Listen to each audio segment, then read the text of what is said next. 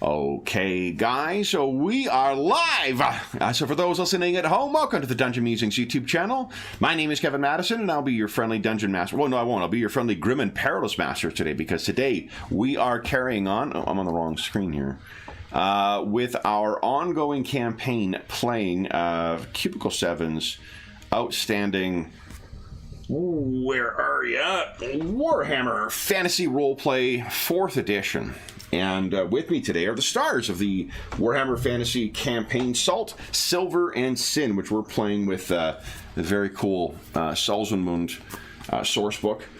I'll go the order I've got you guys on the screen here. Why don't you tell us who you are and who you're playing today? First up, we've got Darren. Hello there, I'm Darren. I'm playing Alwyn Carlson, who is a human, class is rogue, and career currently is outlaw. And as always, with a lovable pet, Astrid, family pet. Nice. Next up is Carl. Hello, I'm Carl, and I'm playing Katerina of Shalia, a priest of Shalia. Very nice. Next up is John. Hey everyone, I'm John, and I'm playing Talthir of Manon. He is a Salzmunder, also a priest, but of Manon. Very nice. And last, but certainly not least, is Sean. Hey, I'm playing Thognoth Barrickson, a dwarf of the Cragforge clan that is an Ironbreaker. Nice. So, at the time of recording, it has been a little over a month since we played last time, because we had vacation, or I had vacation last time. So let's take a little bit of time to get ourselves back up to speed of what happened over the last couple of sessions and where you find yourself now. So what do you guys recall about the last couple of sessions and what has happened to our heroes in Oldenleeds? I'll give you a little bit of a primer here with our map of Nordland. There we go. So the last little while we have found our heroes on their way back to Salzmund, but waylaid by adventure in Oldenleeds, which is right here. No, where is it? Right here.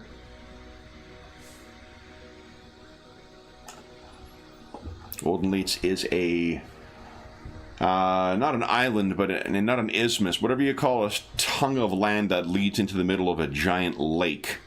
That is the land formation on which Oldenleeds is built. And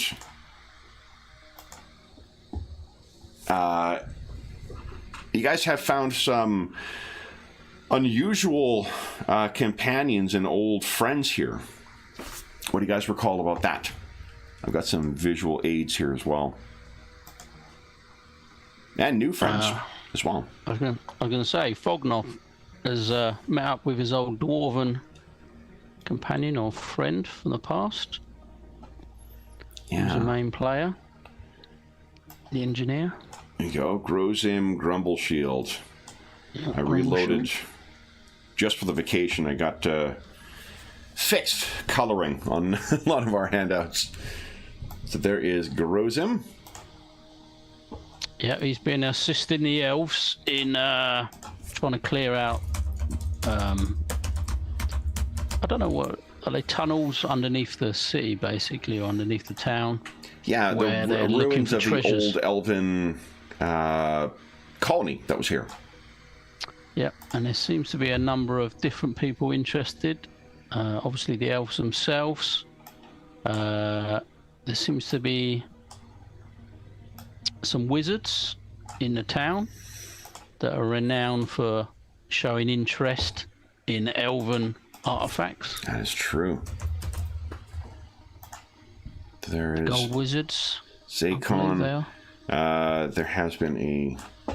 Yeah, you've yet to actually meet the human wizards, but you've heard that there is an gold wizard in town. Yeah. Is that Balthazar? Or is that the Patriarch? The Zakon. Wizard's name is Talthir von Feelbad. Zakon's the one we've seen. Yes. He's he's the one that we've seen talking with the Skaven.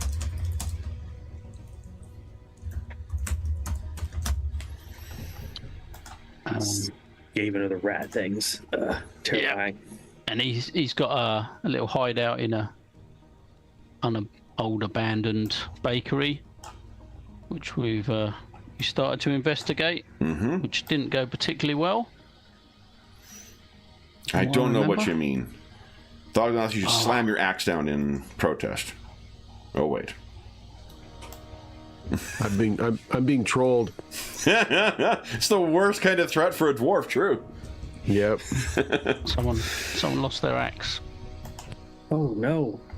That's expensive. So yeah, you had pursued the... Ooh, let me get rid of these older ones here. There's Telther von Feelbad. Oh, no, it's not Zakon. That is... Oh, yeah. No, Zakon is the wizard. Orhar is the contact. From the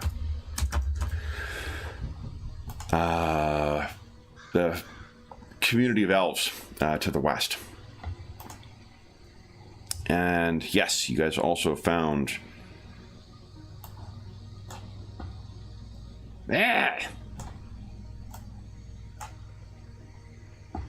Skaven. More Skaven.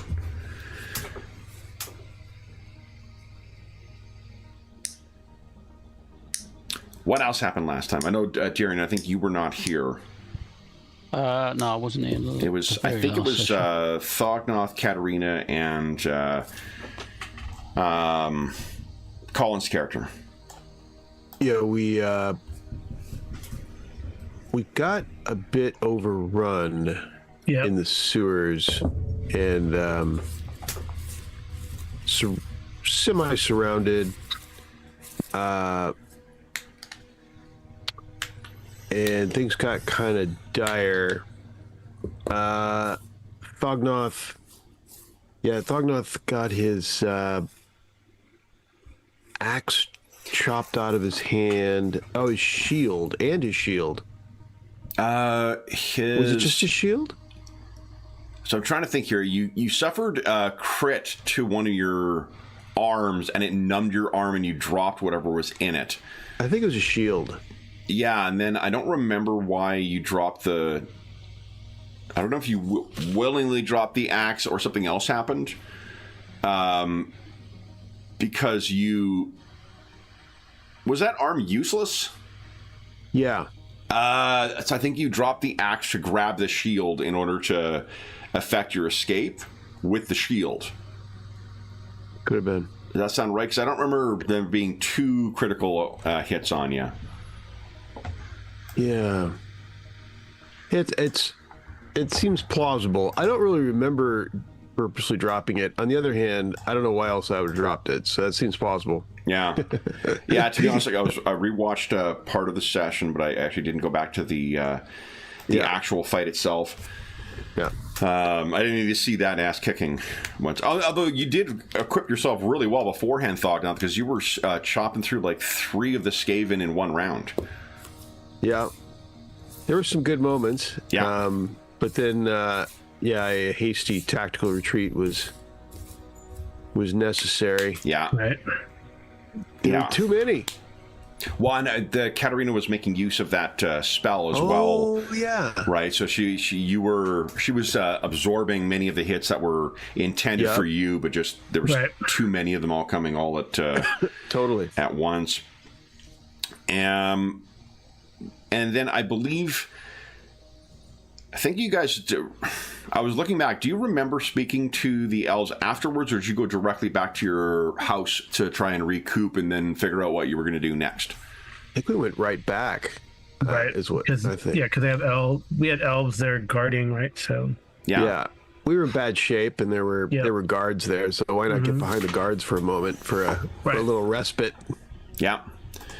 And then I believe we... Thognoth insisted on having a drink before attempting to rest. And Obviously. let's see how his consume alcohol. Oh, I'm getting trolled again. This is getting ugly. not at all. So Thognoth is understandably perhaps drowning his sorrows. You are far from your the hills that are your homeland, and the lack. I mean, are you going to take a manling's axe? Or God, even worse, something made by elves in place of. I have a Warhammer, so I will probably just be using my Warhammer at this time. Okay. Katarina, do you recall anything else? No, it really hurt. Yeah. That it did. So I have... Now, this is not going to be perfect, but I found a map. I think we can... For the locations in the place you're staying. Like, this place obviously has like televisions and Nice. baths in here. What I think you can assume is like these on the second floor would be not washrooms, they would be bedrooms as well. So you guys would have been staying on here, and then these other locations would be turned over to things like studies or salons or something else, as opposed to the comfort rec rooms or romper rooms or whatever.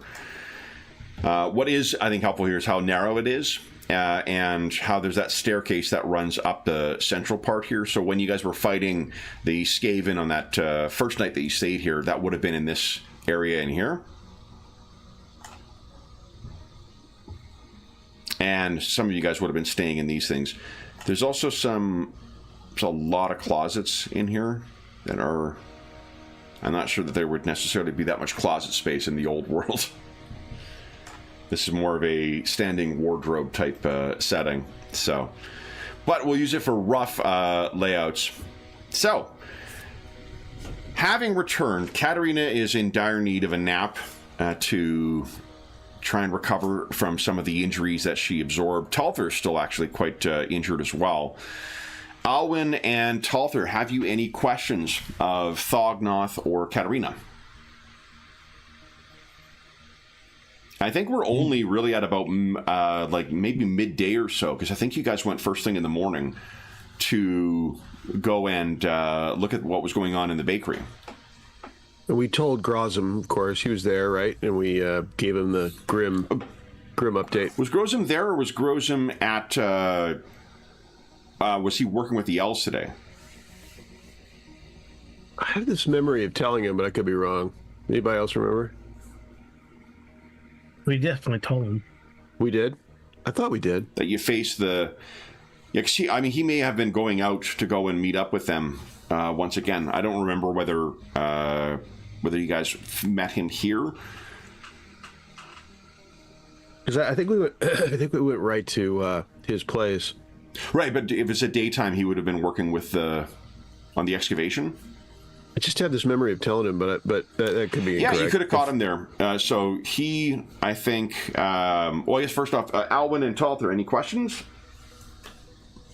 Didn't learn anything new to him because we just finished or continued the fight. We'd already started. He didn't get any further in per se, so I don't think there's anything more that I'd have known from that, or learned from that. They've got my axe.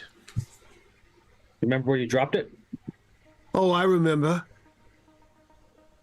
We should definitely go get that back with more people.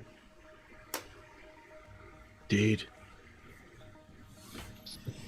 It's on the couch. It's on the couch drinking. Okay. Katarina need some wounds looked after. So I can use my heal skill a bit. No, I think we already did that. Yeah. Did I? And is heal one of those once per day things?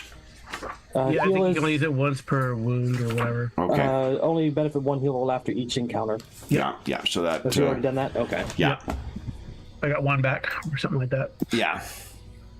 Could attempt it on myself. That's about it. I think that you've already tried it on yourself. Yeah. Yeah, Telfer, you've already used it on yourself. You're coming in with wounds that are fresh from before, so... Oh. Yeah. I'm assuming you guys ended the session with treating the stuff, so unfortunately you come in with the injuries that you had before. All right. So then, it is midday. Talther and Alwyn, have you anything to add to the commiserating that Thognoth is currently... Other than maybe joining him with for a drink, knowing that we should not have gone down there. It was a bad idea to start with. Okay. Talther, why don't you give us a... oh, you know what, Talther, you were in that fight, right? I was, yes. I don't briefly. think you were hit, though, right? I don't think so. Maybe? Yeah. No, I stayed back pretty well. Yeah, They like you didn't were quite get to us, yes. standing back and casting spells. I was just thinking, like, if you were injured in that, then you could do a heal check, but I don't think you actually got hit. No. I think that the only person who... I'm not even sure you guys got into the actual scrum of things until last session. Knowing that's not true, because you cast that drowning spell on them. Yes. Right, but I think that you were still far back, on the far side of that. Yeah. Okay. So then, and Alwyn, you did take damage in that scrum, right? Or did you not? Well, I'm only 1 health down, so it's probably just where I've been resting up from previous wounds. Yeah. I don't think I took any damage. Okay. So then everyone's as healed as they can be for now. What are you guys planning on doing with your day? Or what is your, Alwyn and Talther, your immediate reaction to the scrap with the... Oh, what did Grumble Shield say when you reported in of this nest of Skaven? I actually don't remember that. Like, you guys, I'm not disputing that you guys may have told him. I just don't have any recollection, and I didn't see that in what I saw. So do we need to maybe go and report into him, get an update, and see what Probably. he wants to do? Like, I know we talked to him before we went down there, but I don't know about after. Okay. It's fine. Let's go. So what are you planning on just trying to track him down through the... I'm trying to think. I'm trying to remember if he was, and if so, what his response was. Do you remember, Sean? If you remember talking to him, do you remember what his response was? I don't remember him having a material response. Like he was, he accepted it as it was, but he didn't have some update for us. He didn't give us something like therefore something. Did you guys send one of the elves to speak to Orhar? Yes. I think that sounds familiar. Yeah. Guys, I remember that. So I think what we can do then is maybe start with you guys having a short scene of debriefing after this, and we'll have Orhar and Grozim return, and then you guys can have a conversation with them about what you've experienced. So, what is everyone's immediate reaction here? You're sitting around the things. Talther, if you're joining Thognoth for a beer, you can give us a challenging consume alcohol check, please. I can remember where that is. Consume. I think it's one of the basic There skills. it is. Challenging.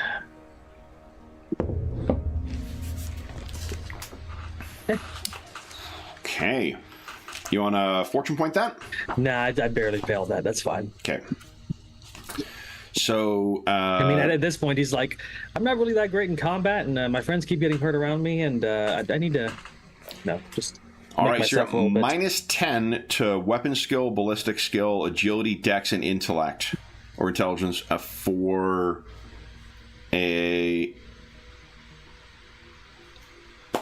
let's see here. After not drinking for an hour, make a challenging consume alcohol test, and then the effects will wear off after 10 minus your success levels in hours. So right now you're just that dwarven ale. The challenging nature of it incidentally is because of that strong dwarven ale that you guys had been drinking. Maybe you forgot how big of a kick that has. Yep. Katerina and Alwyn, what do you guys doing? I know, Katerina, you were trying to rest up. Yeah. Alwyn? I was going to say, have we got anything to help Katerina heal up a bit? Have we got any resources or healing that we can do on that, or has that already been done? Already been done. Well, Unless... there's like potions, but they're expensive. Talther also, I think, Talther, do you have the heal, either miracle or blessing? Oh, no, Manon does not offer those spells. Oh, okay. No. Would you like to drown? No, I'd like to heal. So This drown isn't it is. 3rd edition D&D, we can't heal people from drowning. All right. So then what is... Thognoth is likely the one kind of grumbling the most on account of the... the loss of the axe for the time being, but what does everyone else have to say? You can picture you're probably sitting in this main room once again over here. I think Talher's just trying to figure out how it all fits together.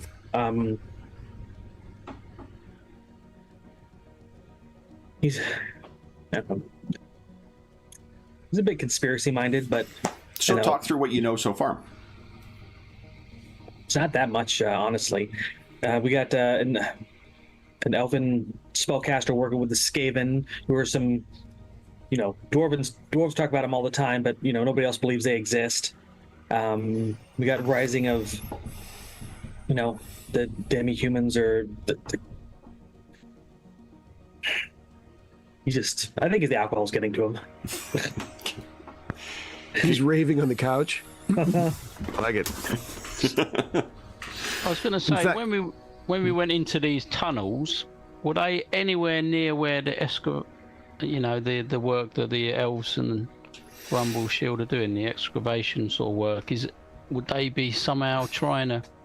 It's not a couple of blocks away, but you may remember that the colony or Olden Leeds itself is not a very big patch of land. The reason everything's built up so high is because there is an economy of space in here. So where the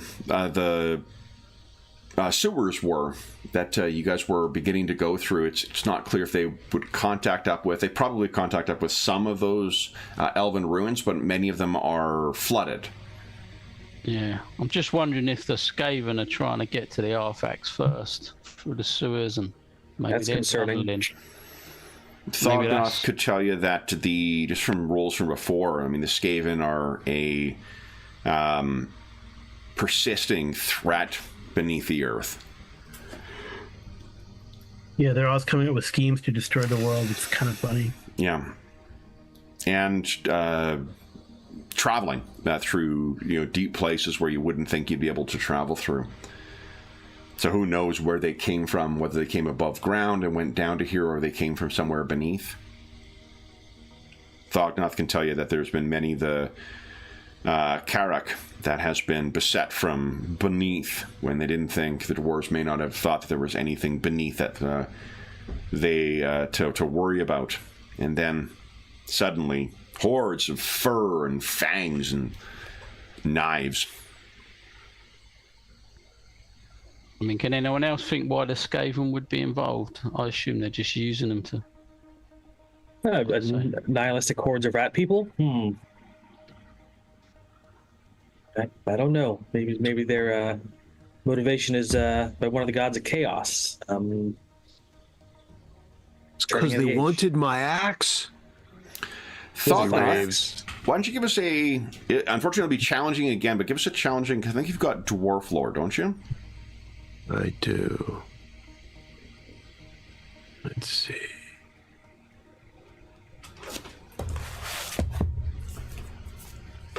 Whoa. He's intoxicated. What'd you expect? That is difficult. He's raving on the couch. He's got one arm around Talther. Yeah. Katerina, you don't have any kind of forbidden lore or anything like that, do you? I don't know. Let me check. And you talked about your enemy being one of the ruinous powers, but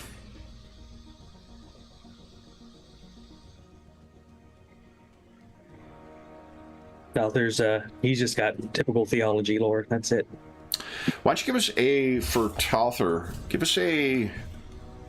No, I don't. I have Reichland Theology and Empire. Okay. So why don't you, both of you guys, or each of you guys, give us a difficult theology check. This is more appropriately going to be forbidden lore. Actually, make it challenging, because I think it's the nature of the information is pretty basic. It's just that you're using a different skill for it. Nice. Good job, Talther. So that'll be 2 degrees of success. Katarina is pretty banged up. No. So Talther, you mentioned that, maybe these things are you mentioned, there's 2 things that you mentioned there. One of them is nihilistic, and one of them is the ruinous powers. So just for player information, we were playing Soulbound last week, and I was talking about how the ruinous powers and the powers of chaos are 5 in that setting. That's because the great horned rat, the god of the Skaven, ascended to become a ruinous power in that setting. That's not the case in the old world, though. The Skaven are creatures that make use of warpstone, and they do worship what is definitely not a good god in the form of the great horned rat. But the great horned rat is not one of the 4 ruinous powers in this setting. So, chaos, the 4 ruinous powers, Khorne, Slaanesh, Tzeentch, and Nurgle, they are a threat, and a persisting threat in the old world that threatens to end the world. They are separate from the Great Horned Rat and the Skaven. There are ways that the Skaven overlap with that, where, Clan Pestilence likes a lot of diseases and things like that would overlap with the portfolio of Nurgle, but Nurgle and the Great Horned Rat would be viewed as enemies and anathema to one another. The Skaven are the children of the Great Horned Rat. They are not allied with any of the Chaos powers or the Ruinous powers. So when you were contemplating whether there was a connection between the Skaven and the Ruinous powers, that's probably your character would know that those are separate things. If the way that Thognoth talks about these things, if you believe him, then they are not mutants. They are a separate species that is a persisting threat that worship their own dark god. And if you mention about at least from what Thognoth has said before, there isn't, if you mention them as nihilistic, Thognoth can tell you that they're, like, in addition to being swarms that attack dwarven strongholds, they also steal stuff. And if you're stealing stuff and repurposing some of the inventions of the Engineers Guild among some of the dwarven clans, that's not really nihilistic. They're evil. Nihilistic wants to end the world. That does not seem to be what the Skaven wish to do, which means even worse. Yeah, but it helps as far as trying to piece the things together. You can assume there is a purpose to whatever they're doing. Well, that's going to set him on a whole different tirade then. He's like, we got to figure it out. Who's got parchment? We got to drop plans. Flood the tunnels.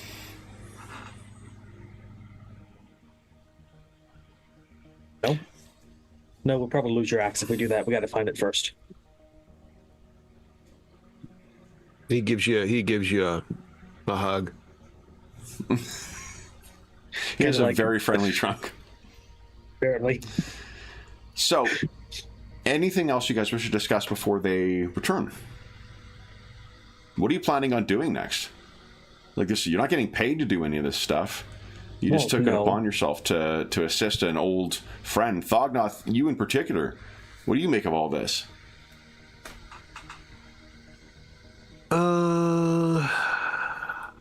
Well, let's maybe first get what do you know about Grozim now? When you first met him, we had established that he was an old colleague of yours. He seemed quite proud of what you'd become. But what have you learned of Grozim since then?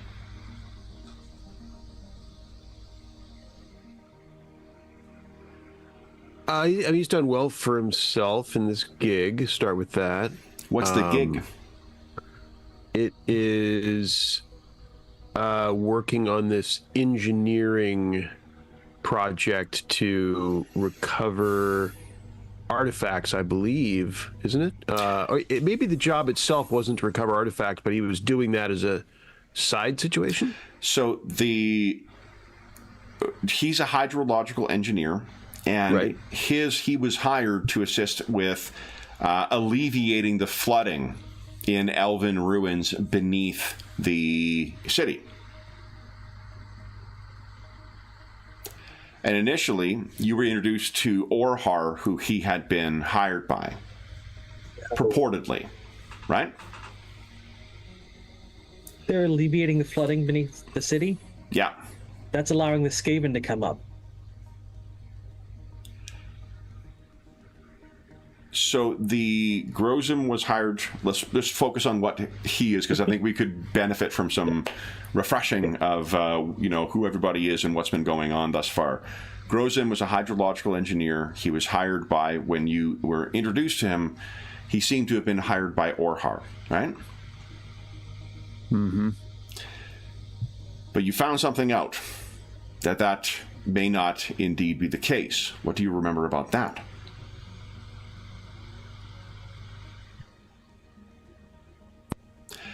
As a Grozim admitted after the Skaven attack that it was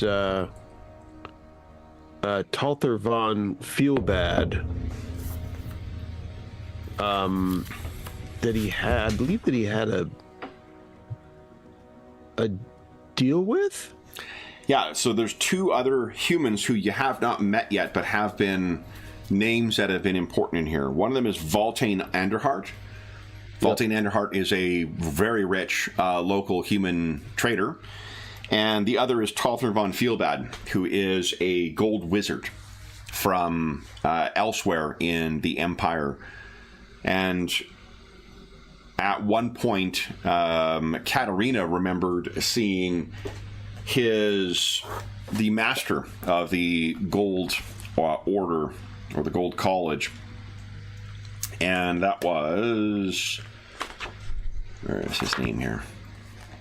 Balthazar. Yeah, Balthazar Gelt. Katarina, do you remember what you had recalled about Gelt? Oh, When you saw him? I think I met him, or maybe in... Yeah, when you were Ubersreich. younger, you met him. Do you remember what stood out to you about him? A particular interest of his, something he likes collecting. Elven artifacts. Yeah. That's right. You remember that the master of the Gold College has a fondness for elven artifacts.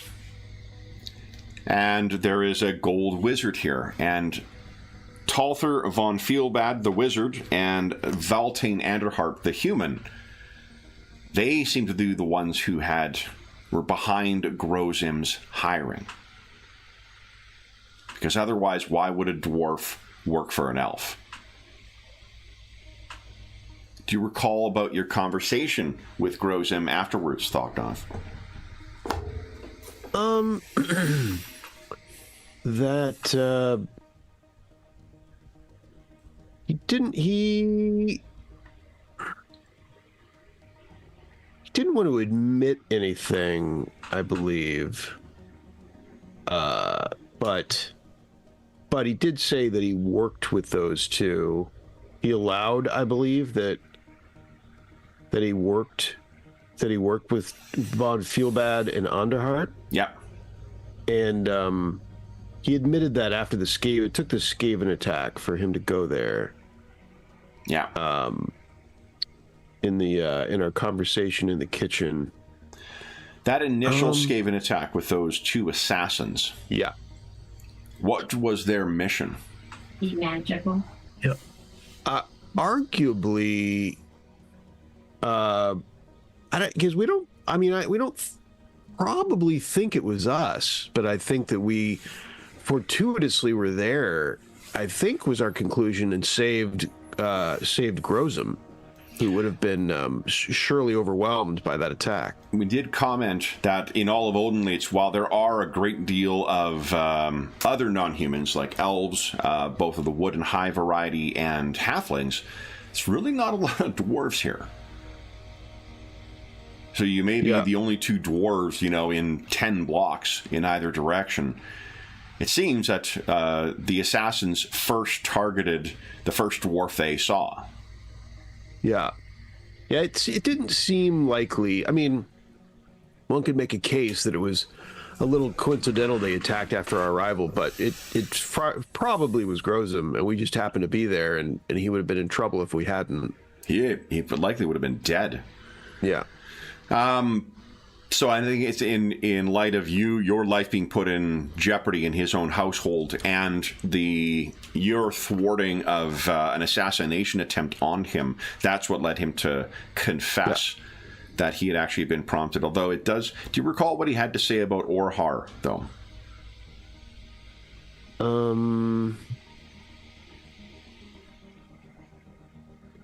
What his feeling was with respect to Orhar's intended project, specifically.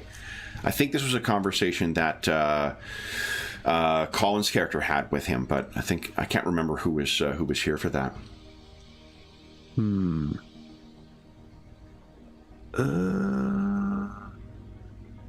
Of what Grozum said about Orhar, and he said it to Alwyn, we're thinking? I can't remember if it was it wasn't definitely Alwyn. Collins. Yeah. Collins character. Yeah. Frederick. It was a similarity between the 2 peoples. Orhar was trying to recover things from a lost time among the elves. They are a people in retreat, and so are the dwarves. The glory days of the dwarves, the glory days of the elves are behind them. And recovering this here, he sees an element of his people, your people, in what the elves are undertaking. So while he certainly wouldn't have hired on with it initially, the fact that he has got to know Orhar over the course of the project gives him a different perspective on it. Now, with Orhar's, you may remember that he was hired by, I want to say the Lorelorn Forest is the one to the...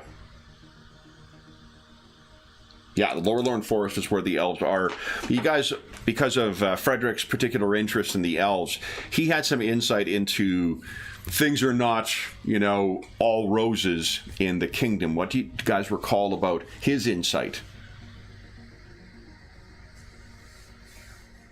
Well, there's 3 classes of elves in there. Correct. There's like the upper class ones that live in the cities, then the middle class ones that live in the woods, the lower, and then the lowest class. I'm not sure. The lowest are the ones who are kind of they make do and with what they can. They live as sort of nomads within the kingdom. Yeah.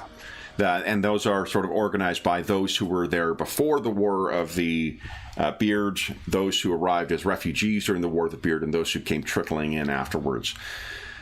Zakon, the wood elf wizard that you've yet to meet, skilled in the School of Amber, the Amber Wind, he was from that 3rd class. And it seems that you have met a couple of, Katarina in particular, met some other members of that lowest class. And where is... Go. Archives 1, I believe, had this.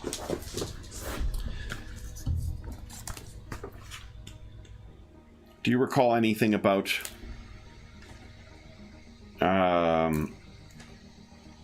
your discussions about how Zakon and the division between the classes may have a impact? Yeah, so the younger Kidra, the Herioth, is the 3rd, like the bottom class folks. Zakon and his colleagues here are Herioth, and Orhar would be Torior, the city-born kindred. City-born, forest-born, and the younger. They're probably trying to get one up on them because obviously they're strong dislike for each other. So they might be trying to beat him to the punch. They might be trying to get to these artifacts with the Skaven before they can find them, steal them from with under their noses, sort of thing. You guys, I think, discussed before how it is unlikely that an alliance between the Skaven and the elves is not a widespread thing. While the dwarves are certainly the ones who encounter the Skaven most often, the elves are certainly no allies of the Skaven. They are foes of them and have fought wars with them in ages past. So for an elf to seemingly have thrown their lot in with them, that is unusual. Yeah, it's not a elven Skaven thing. It's a specific elf Skaven thing. Yeah, correct. What would drive somebody to ally with a Skaven? It's either the call of power or something else. Probably a corrupt wizard using the Skaven to get what he wants. Well, yeah, I mean, does he have some sort of control over them and he's just using them as puppets? Because I don't know. I don't know. I don't know if we've seen any evidence of that. Well, don't he have some sort of control over animals? Those type of wizards, or? I know we discovered a few papers in that in the shop, but I don't think he had meetings with them for sure. We discovered that, but maybe that. I mean, go ahead. Maybe it's just like a lines of convenience. If he's looking for ancient elven artifacts and they're cleaning up the water below the city, it's going to allow the Skaven to move more freely, and he could just be using them to plumb the depths to find what he wants. What could he want? Elven artifacts, I would. Yeah. Yep. Is his what the Skaven one is? I think more mysterious. Is it? We don't have anything specific on what the Skaven want, but he wants elven artifacts, I think. Yeah. Tathu like stirs his drink a little bit and says, when Manon drowns something, it's meant to stay there. Flooding these tunnels were meant to be flooded. In Zakon, we're looking at him as he's not thrown in his lot with von Feelbad, right? I mean, his involvement. How are we looking at his involvement, Zakon's? He's working with the Skaven. Yeah. He is. Why? The Skaven are helping him, I'm not sure. Okay. And what about von Feelbad? Is he working with the Skaven? No, he's working with Grozem. Only Grozem. Okay. Did we notice if the Skaven were like armed well? Like, are they getting supplied weapons? They make their own weapons. I mean, Well, yes, but I could see Skaven working for somebody that gives them weapons. Yeah, it wasn't clear. They're not. What Thognoth can tell you, just as common knowledge, like you may see them and view them as vermin. They are devilishly clever.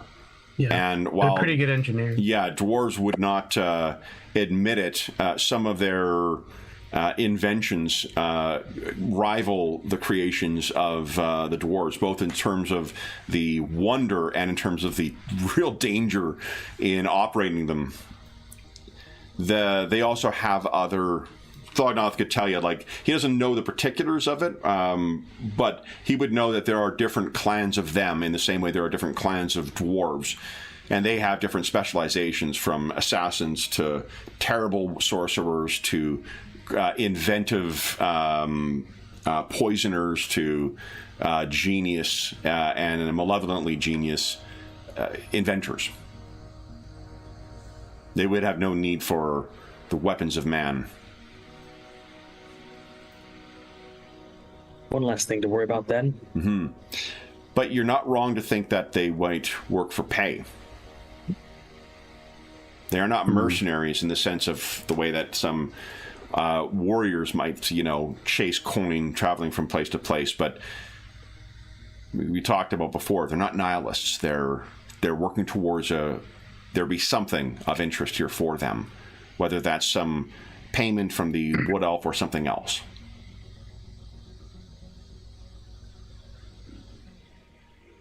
Definitely need to stop whatever they're planning, though. So one way to think of this is, what are the interested parties in here, as far as, if you think of them in terms of factions? What are the groups of people looking to pursue interests in those elven ruins? Well, there's two groups of elves. There's the lower class and the upper class. Potentially the Skaven, if there's something in there that they want. But at the moment they're connected to the lower class elves. They're the three factions that I can. Where does the wizard, the human wizard, fit into those factions? I suppose he's working with Grozin, but he also wants the artifacts. Does Grozin have any particular interest himself? I think he's just being paid, and he's being paid well.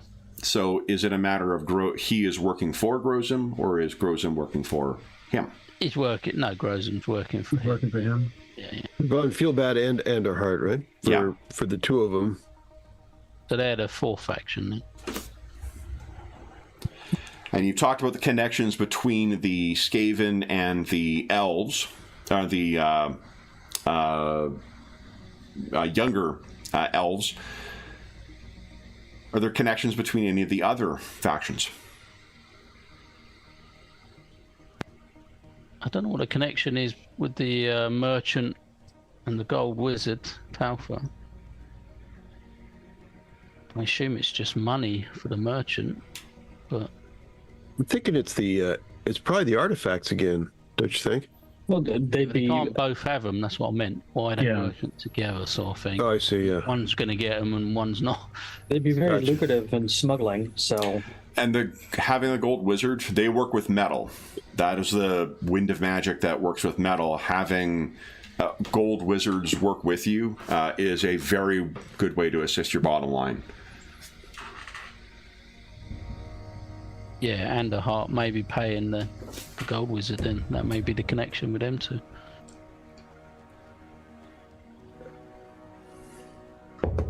Feels like we haven't talked to Enderheart, right?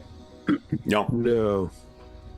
Have we talked to Von Feelbad? I don't think so. I don't call You've talked about trying to find a way, but there's no way that you would stumble across the noble of the gold wizard, unless you found some way to try and go in, sneak into wherever he might be staying. And if you did that, you would want to. What are you trying to gain from sneaking into force a audience with him? And I think Grumble Shield weren't too keen on you sort of letting on that he's being paid by them as well. So I think Fognoff was trying to keep him out of it a bit, wasn't he? Yeah, as a side thing, yeah. I think it seems like Grumble Shield's his hands don't seem well. I guess he was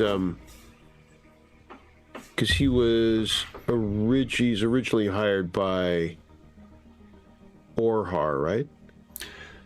And Orhar thinks that he hired Grozim to do this because he is one of the genius engineers in this region. Right. So but the only reason he agreed to do so was at the prompting of Von Feelbad and Anderhart. That was the secret that he revealed to you after the Skaven attack. So he's getting paid by both of them. It would seem. The mansion you're staying in is at the expense of Orhar's people. Yeah, so he's coming out super well out of it. Mm-hmm. And it was to keep von Feelbad and Anderhart informed about artifacts, I assume. Actually given up that information, yeah, has he? Grozum, you mean? Yeah, he hasn't said exactly what his job is other than to clear the tunnels of war. Right. I mean, he definitely gave it up about being hired by von Feelbad and Anderhart as a under the table. I want to say he mentioned the Elven artifacts. That it was about the Elven artifacts. I don't think he said that because no, because he certainly wouldn't. I'm not sure he knows one way or the other, so I don't think he would have said that. But I think that is something you guys did speculate about when Katarina revealed her knowledge of what what's his name, Gelt's interests were. That's where Frederick would have been able to fill in, like, oh shit, like this was a former elven colony that was abandoned, so there's potentially tons of things that may be available down there. So I think Frederick might have even spoken to Orha about it. I don't. Oh, but what they hope to recover down there. Yes, Yeah. definitely. Yeah. So the expectation is like who knows what's to be found down there. What they know is that it's only through this new hydrological engineering project that they're going to be able to uncover these things, potentially since the time of the colony itself. Mm-hmm. So there may be things there that have been left behind and not examined or recovered or whatever since near the end of the War of the Beard. That is the kind of like uncovered artifacts that would most definitely interest Master Galt.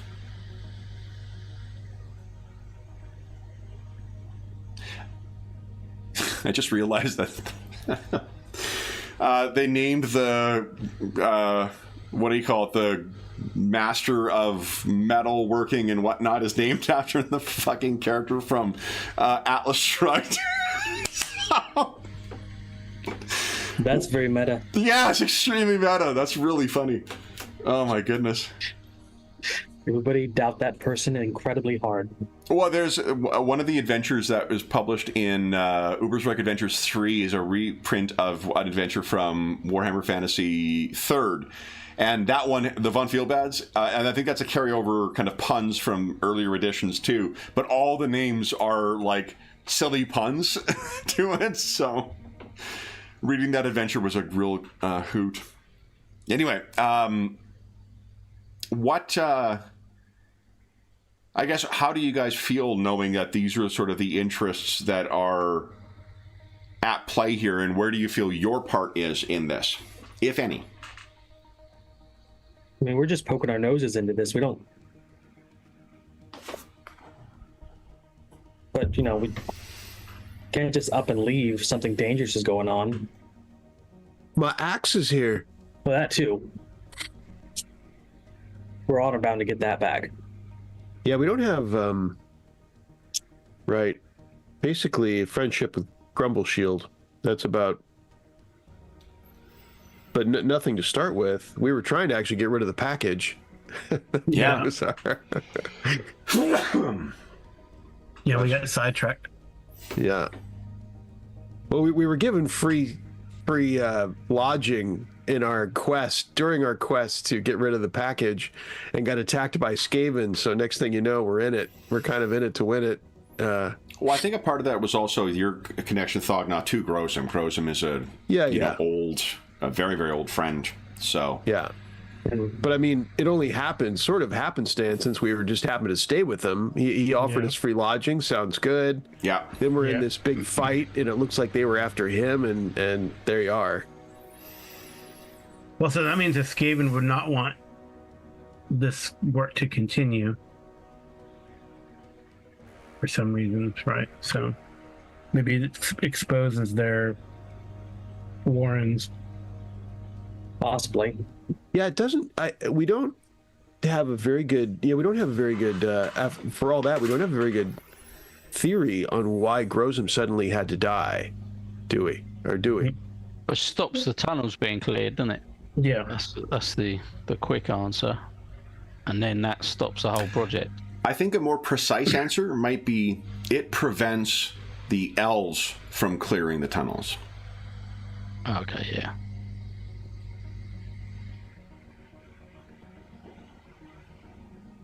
It'd stop the elves from getting these artifacts and clearing the tunnels. Yeah. Yep.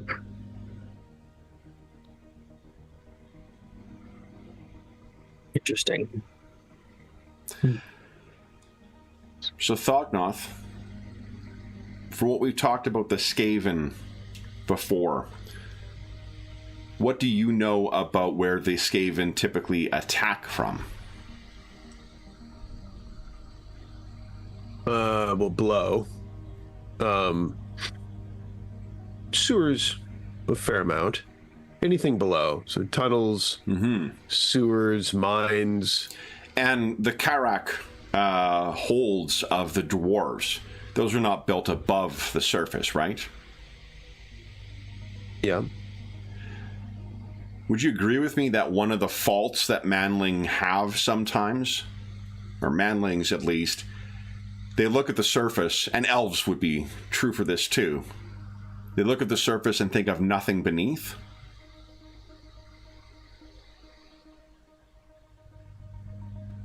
Yeah. So then if you think like a dwarf, in 3 dimensions, does that give you any insight into the involvement of the Skaven?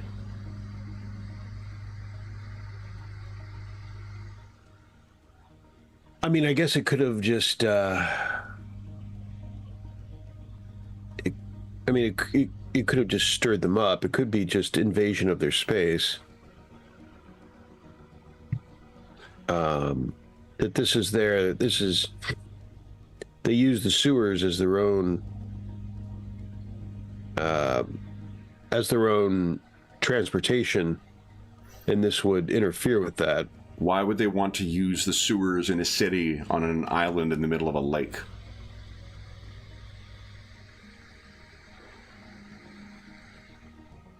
I don't think we know that yet.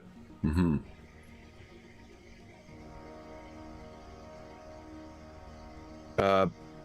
And what exactly is the alliance between them and Zakon? Yeah.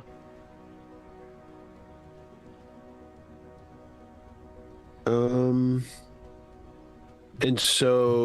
we were going, I mean, we went down to the sewers because that was our main, the one in the bakery, that was Zakon, right? Correct. The bakery would have been Zakon.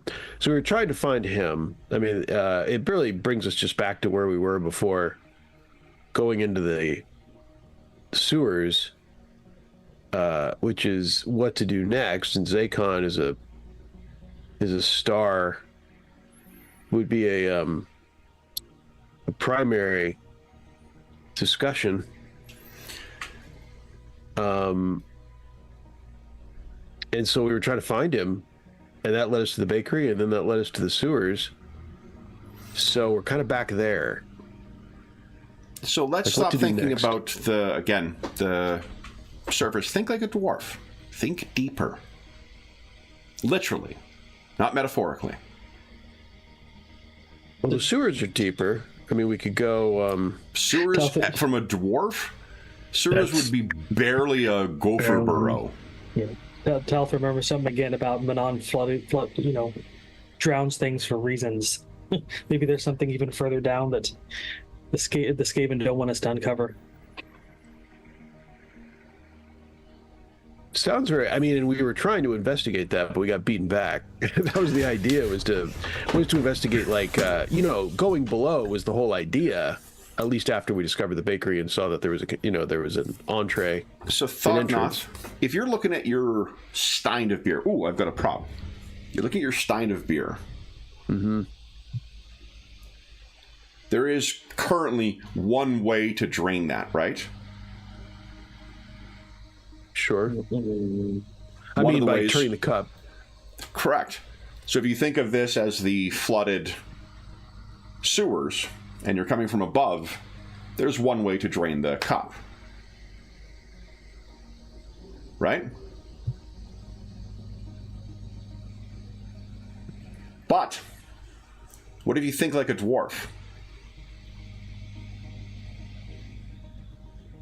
And So you're think drain it from below? deeper.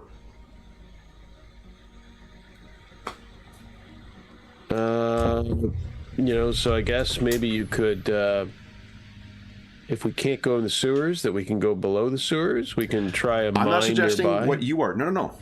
Think of the Skaven. The Skavens are the creature of the deep. You're trying to figure out why the Skaven are here. Because of what's below the sewers. Think of your mug. You got your way of draining it from the top? But what if you thought, again, like a dwarf?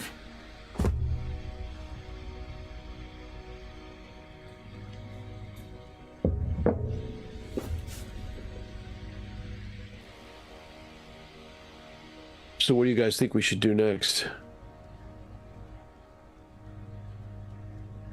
Well, I don't want this point to be lost on you guys. Do you think that... well, let me ask you this. What was Grozim's role as a hydrological engineer before? He's there to remove the water from the tunnels. Well, Yeah, water management. Correct. From before, yeah, they also deal with diverting and changing the flow of water as well, rather than just removing it from certain places. Yeah, so his involvement prior to this was in mining, right? Oh, Because Sure. flooding is perpetually an issue that you're dealing with in mining. Mining is just something you... where did he divert the water to? So we know he is that? diverting the water. You guys have seen those elaborate pumps and whatnot that he has had. The project he is doing is like they do in mines, to pump it out. And that's where I'm talking about your... Mug. One way of removing from your mug is... So, are the Skaven responding to somebody trying to divert the water underground further? Well, one thing that the Skaven would have to deal with as well in their tunneling deep underground would likewise have to deal with water management.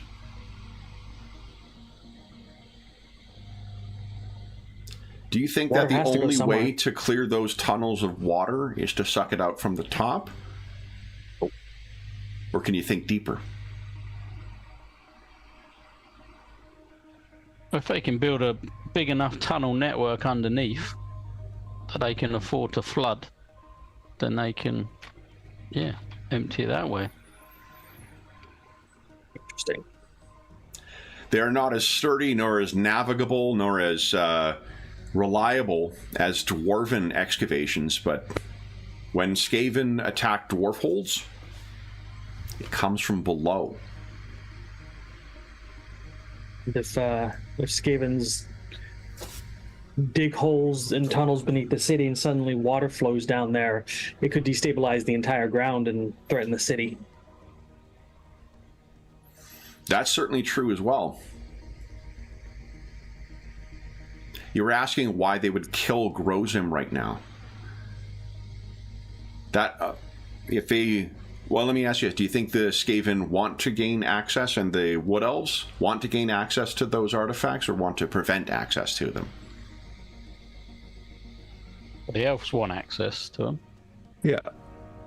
So if they want access to them, one way of doing that two parties, albeit unaware, are pursuing is having Grozim drain those areas, right? Mm-hmm. What if there was an alternate way of doing that?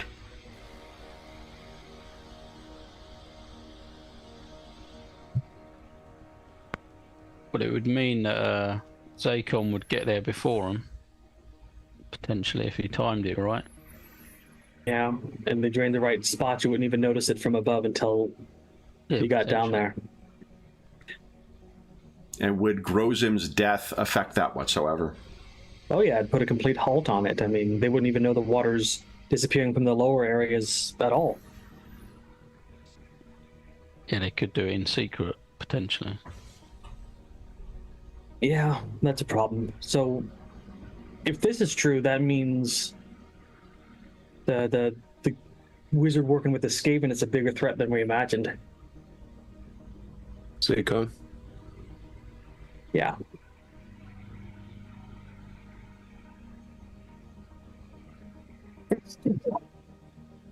Excuse me. Bless you. So what do we? So before we were trying to find Zaycon, and that led us to our bakery in the sewers. So now We've already told Orha, I believe, about Zaycon. He wasn't convinced, even though he didn't like him. He weren't convinced that he would work, with the Skaven and sort of go to those lower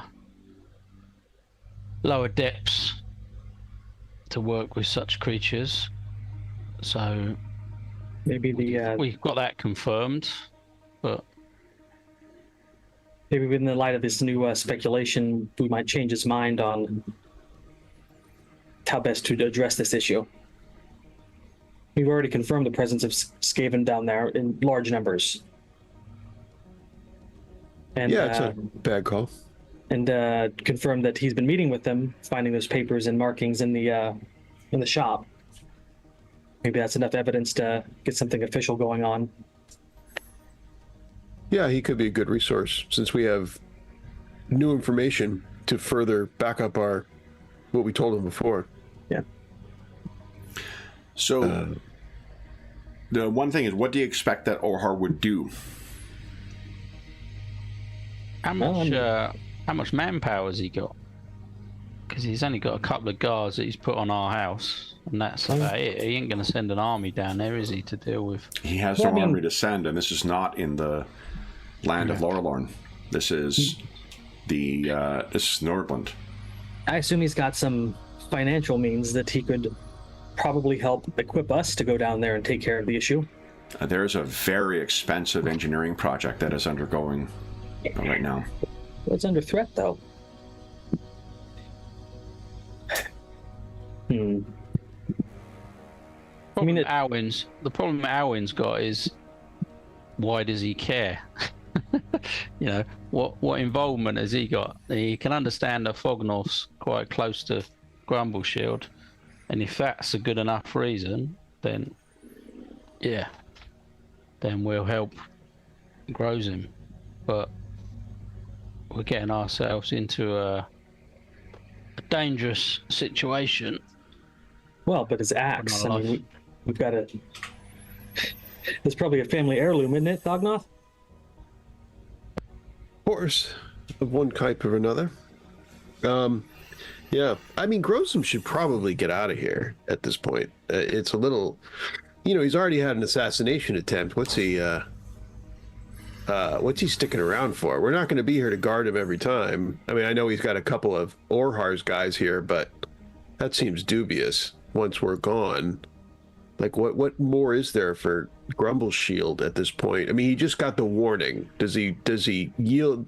Does he heed the warning or not? That's and what's a good he question. in it for? One more paycheck? I mean, time for Grumbleshield to go, I think. So Probably why do you under think contract. he's not done so? Well, Why didn't he I'm pick trying to a- remember the timing, but it's all been pretty recent for one thing. I mean, it hasn't been weeks, that's for sure. Yeah. Maybe days. I don't even know how many days. Maybe not that many. This is like 2 maybe- days after or a day after the assassination attempt. Yeah. So he may not have left yet. He may be packing for all we know. I mean, we're at his place, so I guess we'd know if he's packing. But I mean, he may be putting it together right now. It would make sense for him to be doing so. So I wouldn't say he's not leaving yet. It's just so quick. It just happened, kind of. Is he not greedy, like supposedly dwarfs might be? Oh, I would think for sure, just being here. But and the fact of taking 2 paymasters. That's what I mean. That's a lot of my financial reward. I mean, but is it worth getting killed? I mean, that's where the assassination attempt comes in, though, that, like, after that happens, okay, so I understand the greed, but, you know, you can't spend it if you're dead. What's your plan on staying alive? Because we're not going to be here for, you know, unless you're going to pay for personal security that even with all the paydays, you probably can't afford. Perhaps he underestimated the threat of the Skaven since we dealt with it. Yes, how is that possible with the attack on his place? But I suppose, you know, maybe he's well, we can have another conversation with him. I mean, it seems we've got. I think ruffling the bushes. You know, the question becomes, what do we do next? And I think that finding Zakon and going down the sewers was, you know, certainly reasonable, but it didn't work out like we wanted. And it's questionable. Going down the sewers again is questionable. Right. It's not like I don't know that we did it wrong. You know, there was just too many of them. So you now also what? weren't aware of the traps. Remember that you guys triggered a like a tripwire when you guys first got in, which led to them all coming charging in at you. Yeah, they got an early warning, didn't they? Yeah. Yeah. Sort of alert that we You were also coming. weren't expecting what their tactics would be. You didn't pick necessarily a place where you were going to fight them either. We had some talk last session about how the fight may have gone differently. Yeah. Anna agrees. Yeah. No question. I think that it's possible if we did it again, it could go better. But it's a concern how many there are, though. You can't get past a little bit that there's a concern that, and we might not have seen them all. You know, it's a sewers. So it seems like beating the bushes has low downside, has reasonable downside, and possible upside. Like, you know, telling Grumble Shield, seeing what he has to say now. Like, are you staying? And if you're staying, why are you staying? You know, having that conversation to see if it gives us any more information, as it puts more pressure on him to be more open with us. I think he may or may not, but I think the downside is very limited there. And having the same conversation with Orhar, it may not yield anything, but what's the downside? To say, look, we've got more and more information here. Like, you've got a serious problem on your hands. What is your plan to do anything about it? And it may yield something. And the downside is very limited for us to do that, I think. Well, the only other option is to speak to Grozim on his own and see if there's financial reward in it for us from Anderhart, you know, and the people that are backing him. They're going to be willing to pay us enough to get involved before telling Orhart. Because that's the only thing that Alwyn sees getting out of this is the financial reward. Because otherwise he's just putting his life on the line for nothing at the moment. Yeah. That's a good thought. I mean, and that just lends more reasoning to talk to Grozim, which I think there's already reasoning for anyway, and that would just add another getting paid by either. Grozim and Orhar are not necessarily, you know, telling each other the full story, are they? Yeah. Like Grozim's not telling him that he's going to be getting paid by someone else. So telling them both at the same time could, you know, we might lose some of our persuasion. Fair enough. Power. I don't know. So we probably tell Grozim. It would seem the logical choice between the two then. Well, he's your contact. He's your mate. He is, and we've already been talking to him. We're staying at his place. There's all sorts of, you know, there kind of a pile of reasons to choose him. Yeah.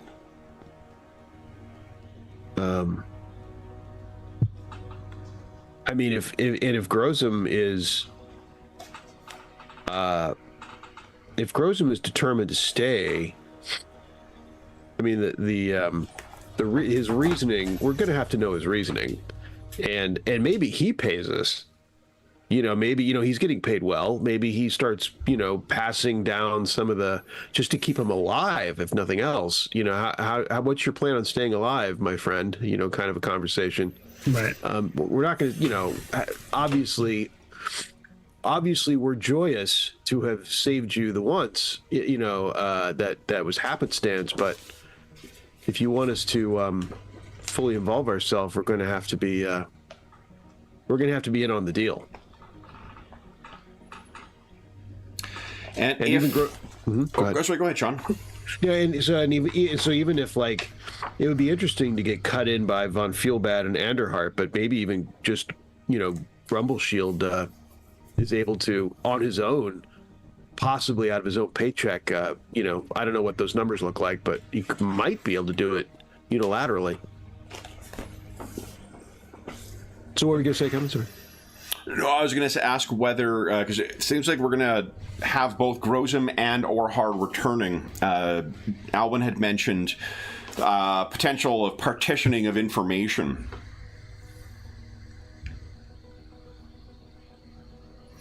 Well, I guess one thing, Grozem certainly has two, secret interests between two different parties, but you did mention an interesting thing about Orhar. Is there anything that is of interest to Orhar beyond just the uncovering those elven artifacts?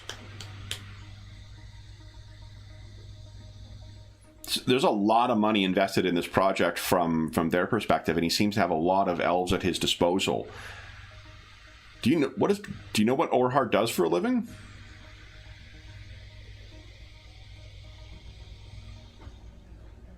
I mean, he's having Grumbleshield. I mean, it's mining, and do we know what the specific purpose of the mining is? Because the specific it's not mining; it's hydrological engineering. So it's a engineering project to drain the things. They're not actually like excavating.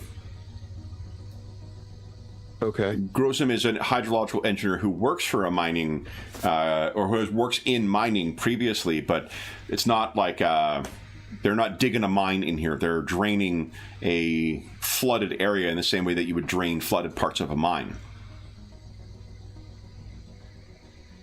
You met Orhar, you may recall, at kind of a trade, a trading post type place. But do you know much beyond that? Other than he seems to have a fair amount of money and sway with the local elven community? I don't think we do. No. Really?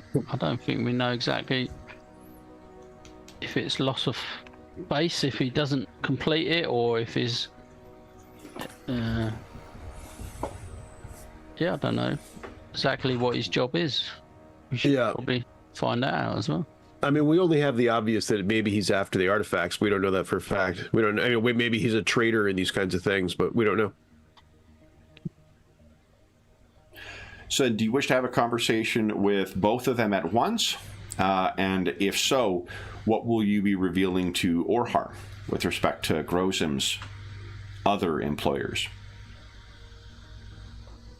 I mean, Alwyn had a point that telling them both is fraught, has a risk. So we just perhaps pick one. And if we're going to pick one, I think it's probably Grumbleshield for a number of reasons. I agree. First, definitely, yeah. Not only because he's one of your, contacts, but I don't know. Elves are kind of high and hoity-toity, and I don't know. They have this air of superiority about them that kind of rubs Talthir the wrong way. Yeah, so he's racist. Well, so are the elves. That makes it okay. So that makes it okay. Yeah. They said it was okay. Okay. Everybody Awesome has logic. flaws. So then, it's a separate conversation you wish to have with Grozem before you meet with Orhar? I think so. Yeah. Okay. Then we're going to take our mid-session break in a second, but is there anything else you guys have questions about to help reorient yourself in the... We've had a couple of combat sessions and then the vacation and whatnot, so I felt it would be useful to try and reorient where everybody is and what your reason for being here is and what's been going on. Do you have any other questions about that broader context? In character or out of character?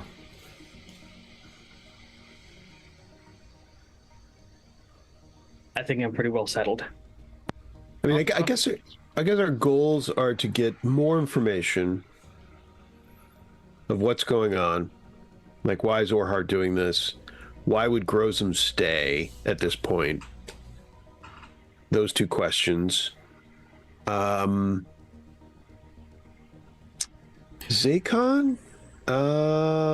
Like what kind of deal he has with the Skaven? That's going to be harder to figure out. That's not really in our purview, I don't think, at this point. That's not in our... That's a few goals away, it would seem, at this stage. But that would be a question.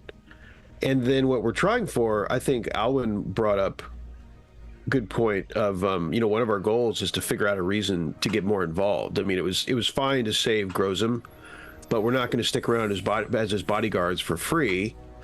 Our counsel to him will be, get out of here. And if he insists on staying, then we have that conversation of, well, give us a reason to keep you alive. Give us a reason to get fully involved here, one way or the other, to protect you, to attack this, find a way to attack the Skaven.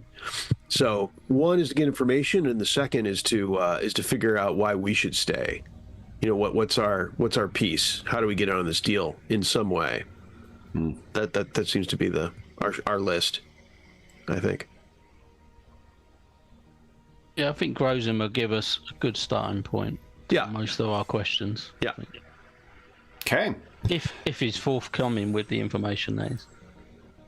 Okay. So, we'll take our mid-session break in a second. Do you have a better sense now of what the hell's going on here and what what your choices are? Yeah, that's the list. I think that is the list. Okay. So let's take our mid-session break now, and then we will come back and have a conversation with a dwarf.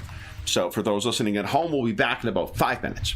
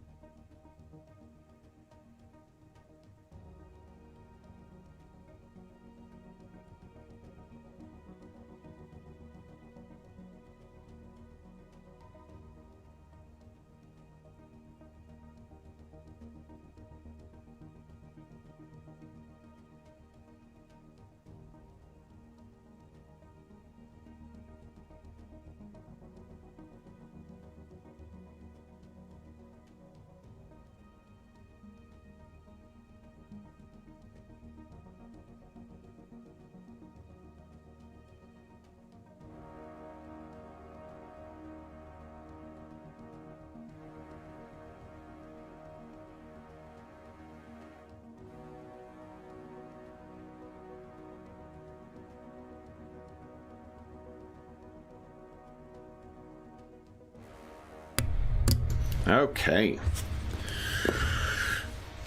The session is flying by. Can't believe it's already halfway through. No.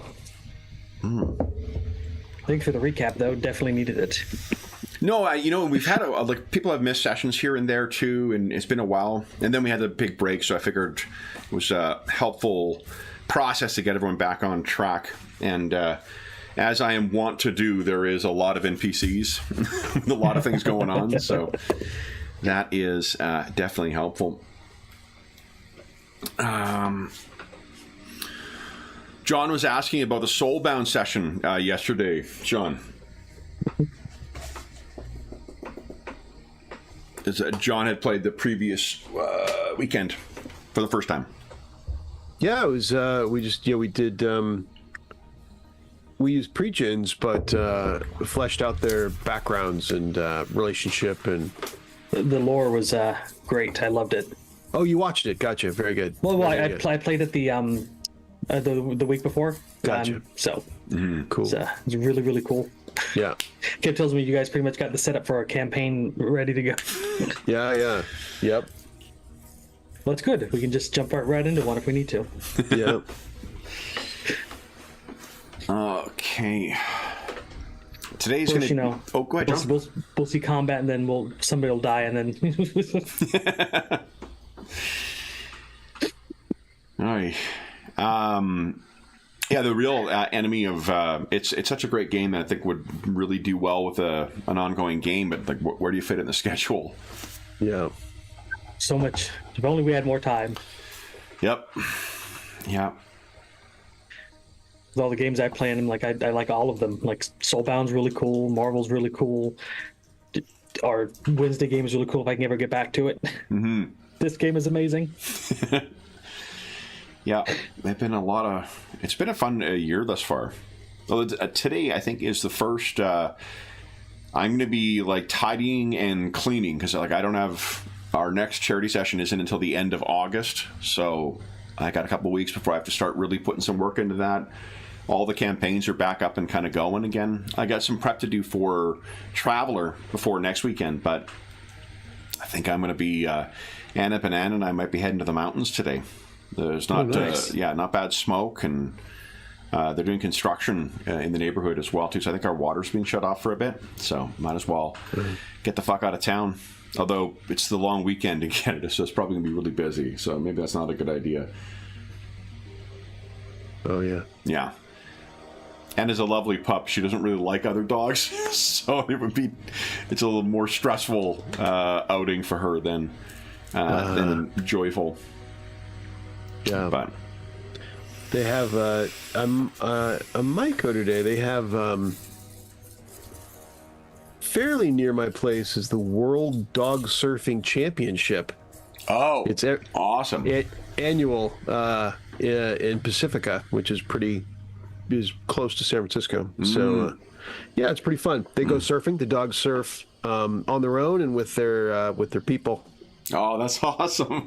Yeah, and they have a whole like fair, like that, whole what kind of what you'd think of if it was a regular surfing championship. It's kind of like that. So they have like vendors and booths and like people selling stuff like food, dog food and dog collars and dog toys. Oh, that's and everyone awesome. brings their dogs. Yeah, it's super fun. If I can get over there, it's a pretty cool little. It's once a year. They have it annually. That's great. I've been multiple times. It's pretty fun. Mm-hmm. And everybody cheers, when the dogs come in, they come through the waves, and everybody goes, Yeah. Honestly, there's very few things that don't add dogs, and I'll sign up for it. So. Totally. It's a whole beach full of people like that, basically. That are all, they're all dog happy. They're all good, having a good time. That's great. All right. So just waiting, Carl. I'm not sure if you're back or not, but your camera is still off. Okay. Oh, there we go. Okay. Then, guys, we'll start with your conversation with Grozim. Then we'll assume that Grozim, whatever he was doing, he has been able to return. You maybe sent word for him or whatnot, and he comes back. And I'm going to assume so. And it's, whether you did or did not have the conversation, just for the purpose of so we can be clear what has been discussed about what you guys encountered underneath there. I'm going to assume he doesn't know about that, so you can tell him everything that you've learned and put it in the framing that you wish to put it in. So when he returns, you guys are. Where would he find? I mean, Thognoth is into his drink, as is Talther. Are you guys continuing to drink? Or you got one was enough to kind of clear your head or fog your head or whatever. The reason I ask is because after an hour, it took us about an hour to have that conversation. After an hour, you're able to make your consume alcohol check to try and figure out how long it is before the penalties go away. Or if you're having another drink, we have another consume alcohol roll. Yeah, Tyler doesn't feel the urge to get blasted, so he's gonna just only limit himself to one. Okay. And Thognoth?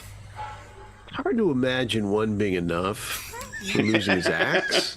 They don't sell donuts in singles, so we have beers in multiples too. So why don't Thognoth and Talther each give us a consume alcohol check. Talther to see how long it is before your head clears. Thognoth to see. It'll be challenging on both. Okay. So that 10 doesn't hours, represent 10. a fail. No, it'll be 16 hours. Oof, man. For your head Buzzed clears. for a while. Thognoth, no problem. No further penalties from your part. I'm just getting my drink on. Fucking hell. I'm warming up. One pint that's going to send you for a loop for 16 hours. Well, I ate on drank on an empty stomach, and Yep. The dwarves do not fuck around in their breweries. So, all right. So then, where does Grozim find you guys? Is it in the lounge as before? The library? The dining room? Probably the large space, where his couch and let's see Oop. Sorry, I didn't mean to have the initiative order come up. Wrong button. yeah, I was about to say, wait a minute, ambush. yeah, So that's ground floor. You want to be on the second floor where you guys were staying? Yeah, that's fine. Oh, that's a good room. Yeah, how about that room? This one? Yeah. Because you could see him coming as well. Yeah. All right. So he comes back in the room. You can see he sets down some architectural drawings that he's been working on. And he looks you over and says, "What's happened to you all?" Grozim, it's worse than we thought. We tracked down where we thought the Zay. It'd be rude of me to leave you drinking alone. You're right. Get on it. He collects My a friend. pint from the kitchen and comes back. Then, tell me the bad news. We tracked down where this Zakon we thought was spending his time in this Who's in this Zakon? bake. Zakon is that elven wizard that that we think is in cahoots with the rats. Not so much think anymore, Talther says from the side. You think Good one of point. the elves is aligned with the rats?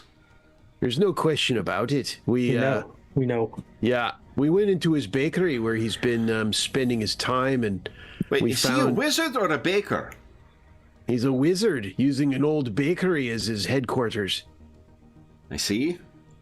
And this old closed down bakery has an entrance down into the sewers. Seems like it was possibly well used. We went down there to get some answers, and we ran into a whole lot of what invaded your home 2 nights ago. It was crawling with the critters, There's more. wielding swords and spears like an invading army. And they had trapped the tunnel just to warn them of people coming.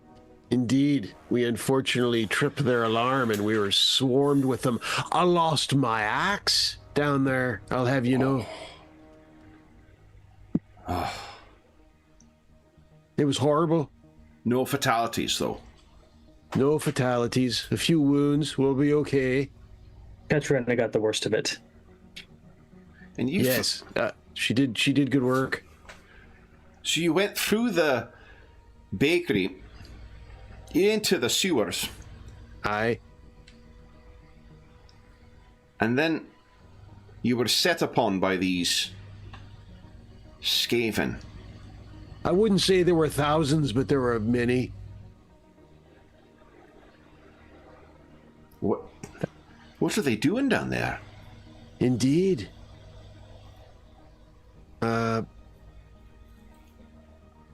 We have the same questions. Did you see that elf? No, never saw the elf, just the Skaven.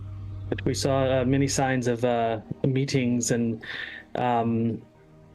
old scribbles, possibly from parchment on desks that I could hardly make out. But he was definitely there at one point. The bakery. Right, the elf was going around town trying to stir up the lower classes. Yeah, we took the opportunity while he'd left the building to investigate the place. Aye. But I saw him talking with the rats. Oh, yeah, that's right. And this is that wizard that Orhar had referred you to. One he warned you about. Yes, aye. Yep. He's an amber wizard. They refer to it the Amber. so he works with the animals, the beasts, his magic. The Gur. Aye. And what are they doing here, and what's it to do with me, then? I think it must be related to the draining of the water. They don't like it. You may be uncovering things they don't want uncovered. Something like that. I mean, it's pretty motivated to send that crew to kill you the other night. Yeah, the only dwarf in the city until we arrive. Aye. They want it to stop. It's an intriguing question of why. Well, They if- might be looking to drain it themselves from their tunnels what? underneath.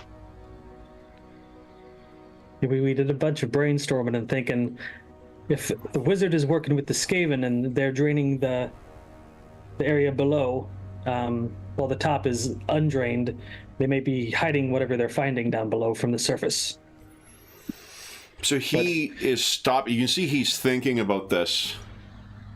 It's just drained from below. Yeah, Talther holds up his empty mug and points at the top, and then, like a dwarf, and points at the bottom. I see.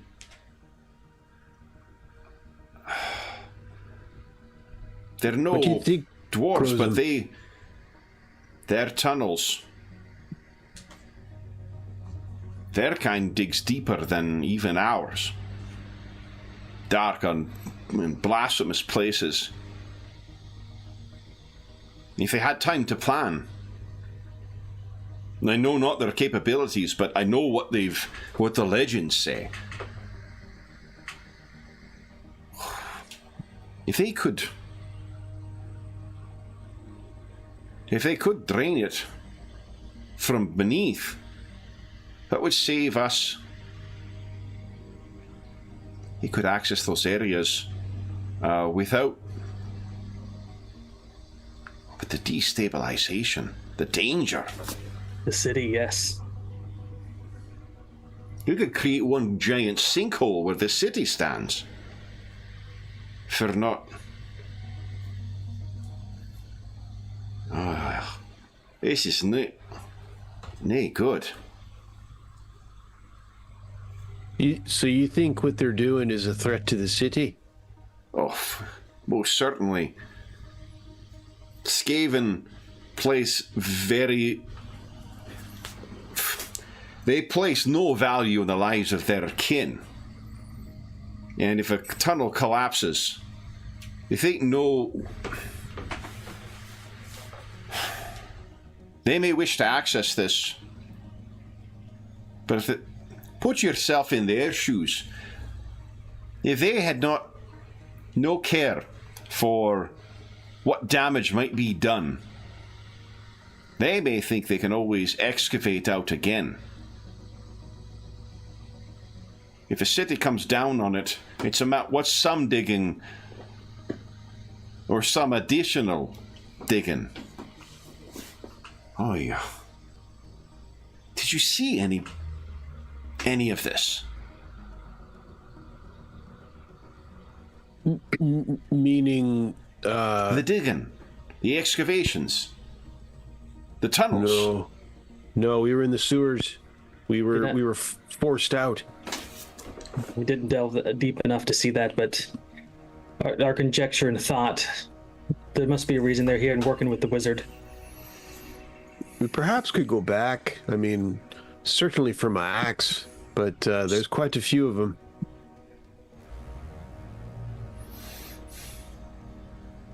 And if...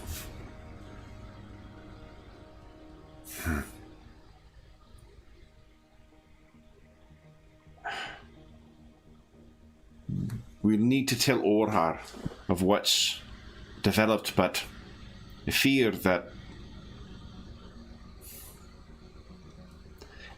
the Manling government will do little and call us. It was much to get permission to excavate and to drain where we are. If the Manlings learn of this, it may be the excuse they use to shut us down. And it would do nothing to prevent the Skaven. What do we do?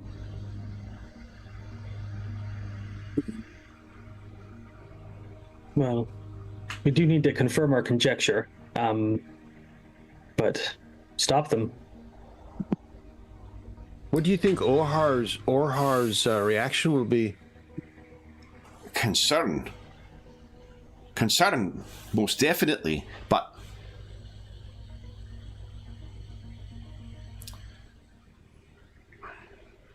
if there are others who are looking for it now, we may be in a race. What do you think happens if we drain it before they can complete their whatever they may be working on?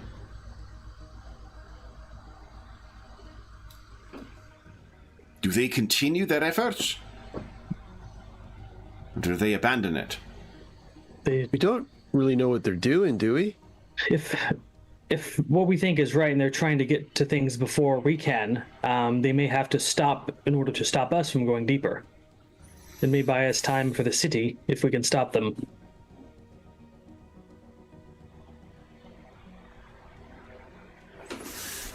What is Orhar's line of work, Grozum? He looks a trader, a merchant. Though I think he has good friends in Lorelorn. You gotta, like... No, it's like good friends.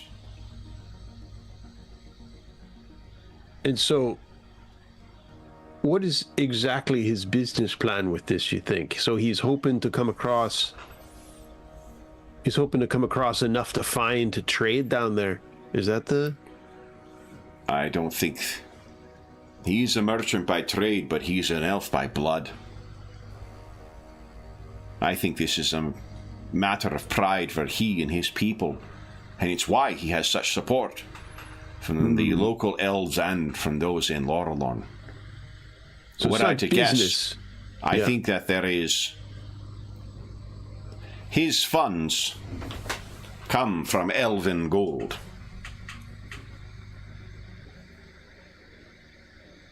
And they're hoping to, so it's mainly artifacts to reestablish and bring back to the elves. I've not pressed on why, but I have heard them talk a name called Fandir. And I don't think any of you have any elven lore. I think that is maybe Frederick. But what you guys can do is give us a hard lore empire. There is some chance that you may have come across this name before.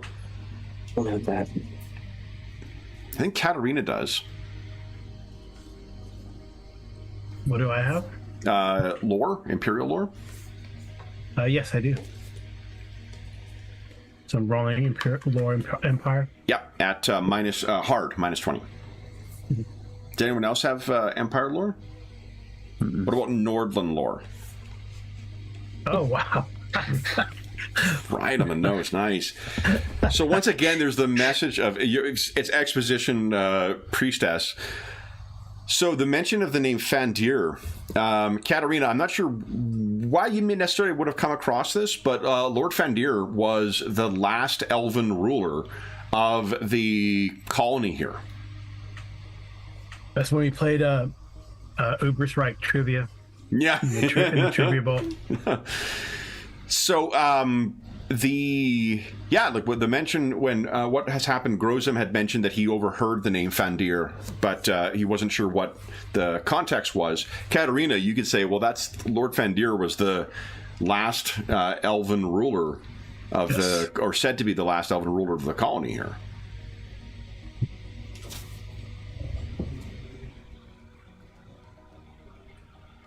There you go.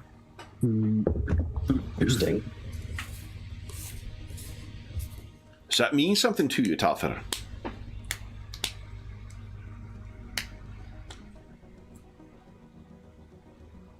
Not. It's just something I'm keeping in mind for later.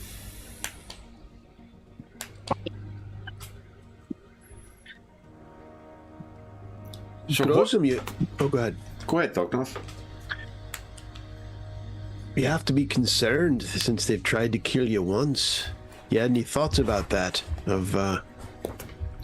That's a pretty big effort to end you, my friend. Oh, indeed. If I die, the project is at an end. And you're dead. Oh, indeed, I'm dead, but the reason they would kill me is because of that, no? Aye.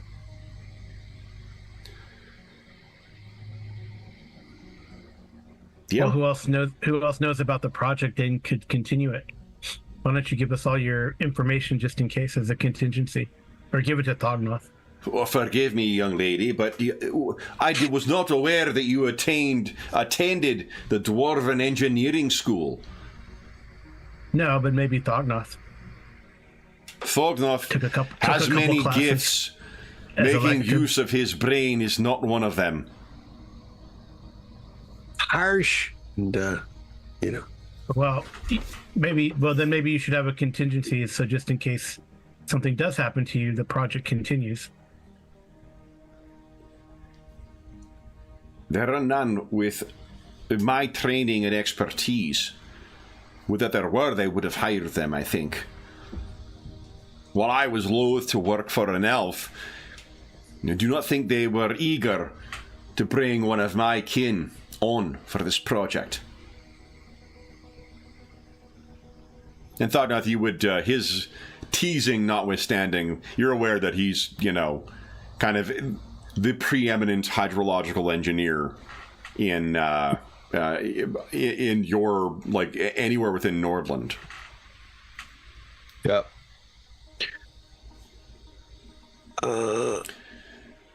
Then these things... What do we do then? What do you think...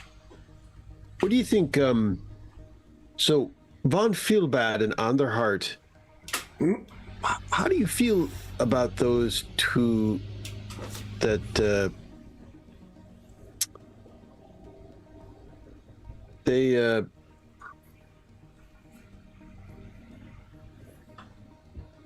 so remind me, Kevin, did he the fact that he told me that he was hired by those two, is that still a great secret? I'm not sure that everyone else knows that. Okay. But I can't remember offhand. I can't remember Does either. everyone? No, Darren's shaking his head, so no. Okay. So that was the reaction that he had, is because if you do reveal that now, but I mean, like, Thognoth would remember this. He is still present in this scene and whatnot, and I got you. So would he have? Yeah, no. If it wasn't already out there, I couldn't remember if it was already out there. And I'm trying to. I mean, you guys have all collectively been discussing this, though. Has Thognoth revealed that to everybody else?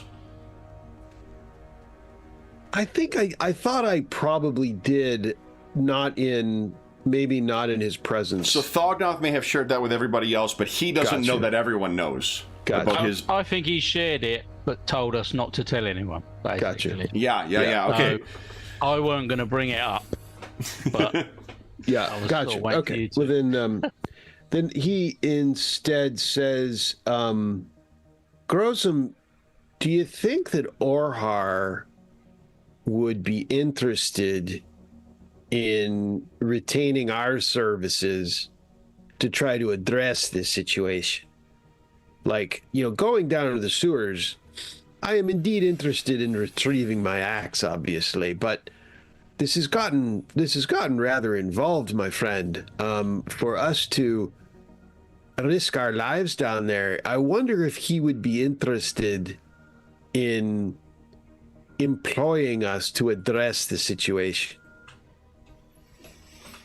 I mean, his engineer, his irreplaceable engineer, was trying to be assassinated, was under threat of death 2 nights ago. He doesn't even need us to update him to be thinking dire thoughts at this time.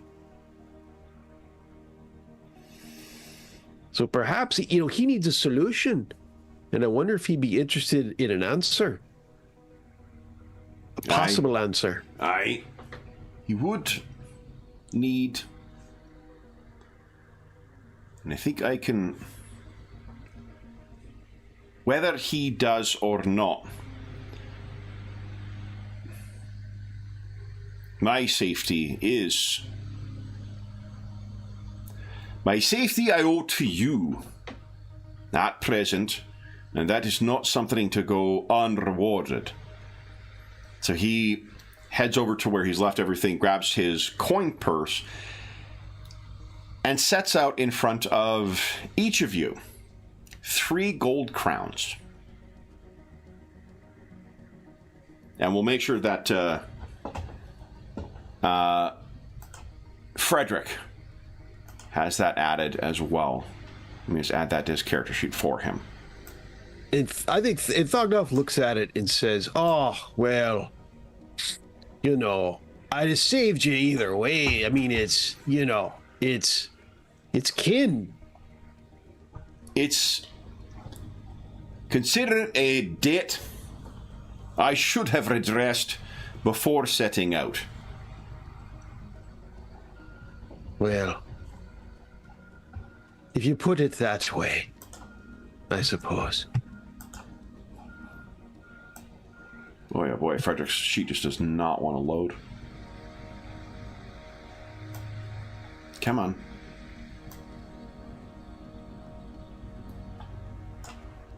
Boy. Let's go roll 20. Come on.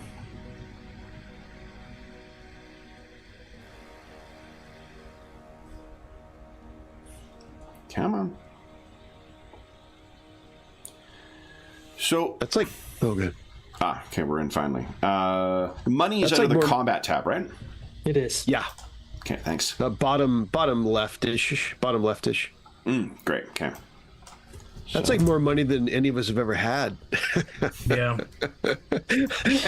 Everyone in the room might have jumped. Like, whoa! I might actually be able to get equipment instead of having a sling and a dagger now. Yeah, Owen's showing some interest once again in this whole situation.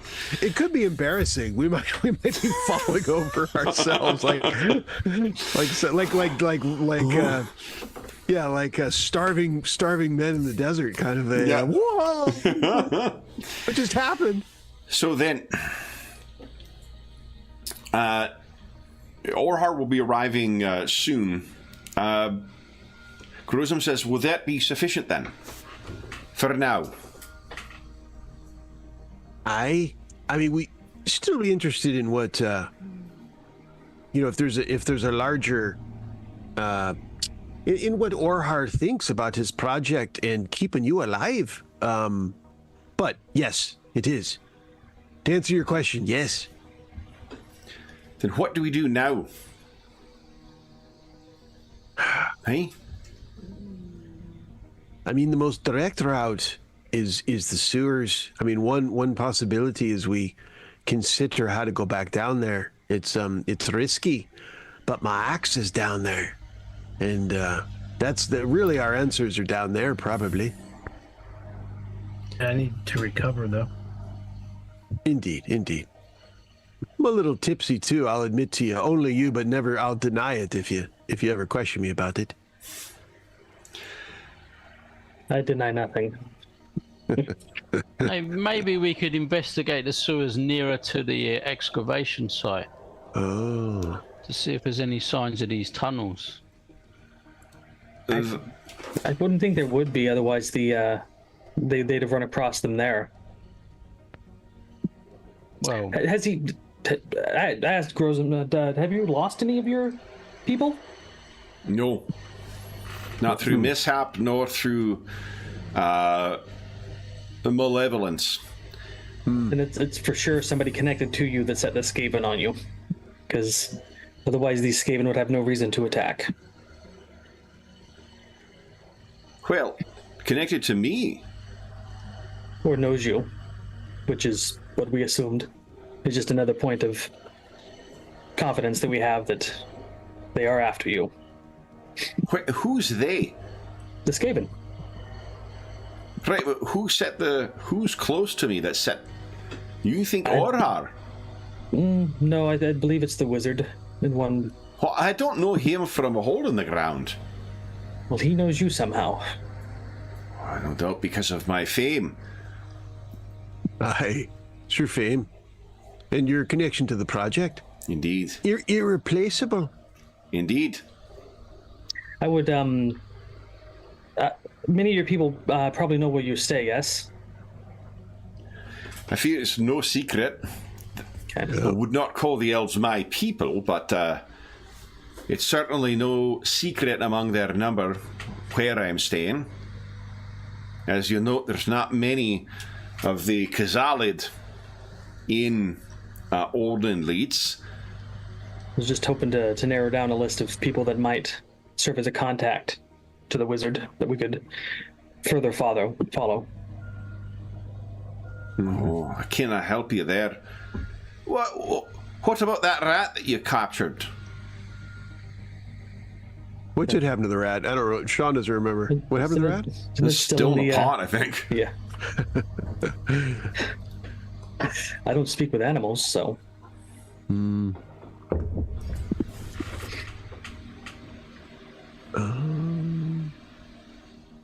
So what next then? Back down? Well, if we let's say we didn't go back down, what would be Plan B? Just as long as we're talking about it. What other? Is there another course of action that we'd consider? What's out there? You think? Are you asking Grozum or are you asking the group? He's asking the group. He's just throwing it out there. Yeah. Well, wouldn't we have to go back and report to our home city to, tell them mission complete and, Yeah, you still need to report on the diplomatic mission. I think this is now time sensitive. I agree. There's a city potentially at risk. Collapse any day if Grozum's. I mean, I don't know if we have another course. At least though it's obvious that it's really looking us in the face. What else to do if we don't go back down? You say there's too many to face, right? Well, it was a risk. I'm not saying we can't possibly be victorious, but it's dicey. But now that we've been compensated and we can armor ourselves better, we'd likely have a better chance. Yeah, and a little better informed. A little, and we have a little better idea of what we're up against. But risky. Young lady, you made comment to turning my trade over to another. You have a learned bait to your words. Do I have that right? He's asking you, Katarina. A learned what? A learned bait to your words. Are you schooled?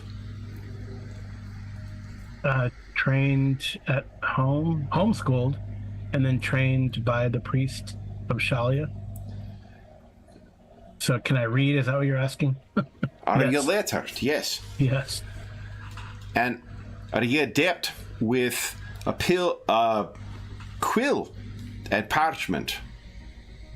I think I can be. Can you draw? Oh, I am bookish. Yes, I do have bookish as a... I don't know if that means I can draw. Probably. I mean, that would be part of a kind of a classical education, and you are the child of a... You're not necessarily... Yeah. If you haven't got any points invested in it, then you're not necessarily gifted. Am I right, Thognoth? Their numbers will be as the lore keepers record. It would be hordes of them to face. The Ratkin. I mean, yeah, you strike upon what I should have added before, is it conceivable that we're victorious? It is, as long as we're facing the numbers we saw before, and that they're not doubled by the time we arrive again. Yeah, so that's... You would know... it would be obvious to you, like, you faced, what, like 10, 12 of those things? That's a fucking patrol. There's no chance in hell that that's all of them. Yeah, like that is, there's got to be hundreds of them at some point down there. Yeah. So it's just complete unknown is the issue. Yeah. So that's the issue. Yeah. If we cannot fight with numbers, and the manlings refuse to recognize them as a threat, and Orhar has not the capability of outfitting an army to assist, then we must fight with the tools we have at hand. You think their plan is to come from beneath? Aye. It's a risky excavation.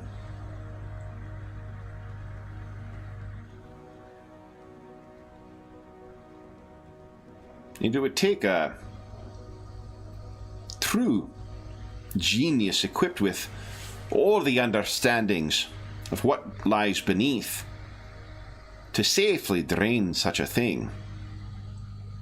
But if I knew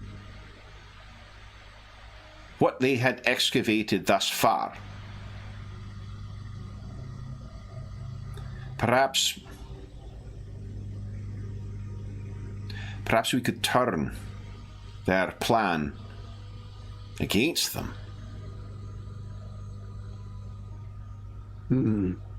No better rat than a drowned rat, no? True. Valther cracks a little grin at that. If I knew where they were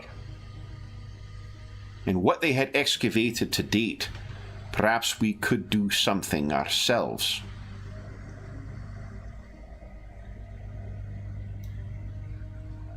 Indeed, if not the full lake, then perhaps whatever water is down there, achieve our task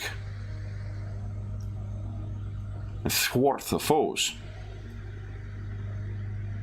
And what would you need to know? So, and that would be gained by us going back down there, are you saying?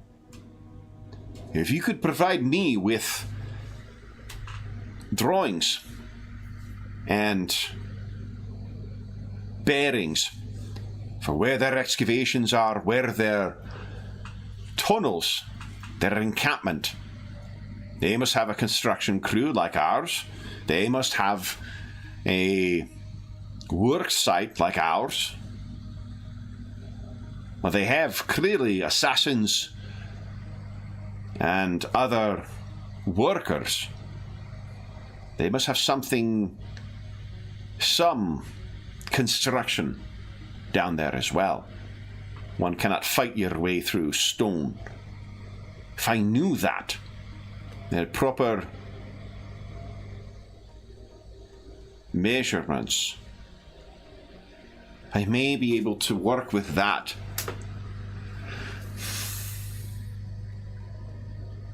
It may have the same effect that we fear, a sinkhole that would swallow the city, an entire city swallowed back by the lake. But what a weapon to use, though.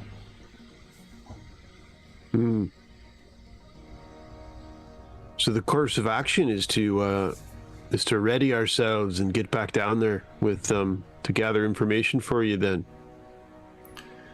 I would need approval of Orhar for such a plan. What do we tell him?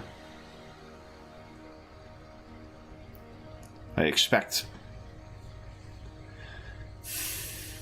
I would need quite a great deal of powder as well.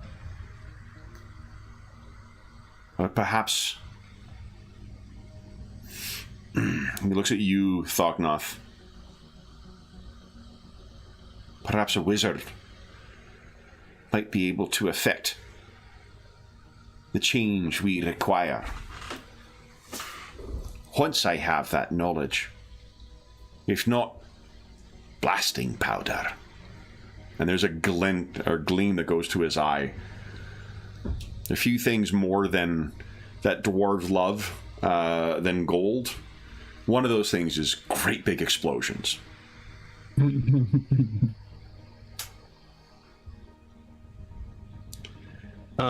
What do you think, Thognoth? And the rest? Young lady, are you up to that task?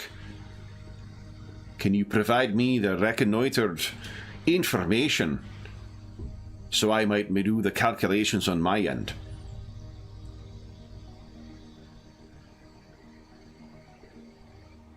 what would be the reason not to tell Orhar, would you say, Grozum?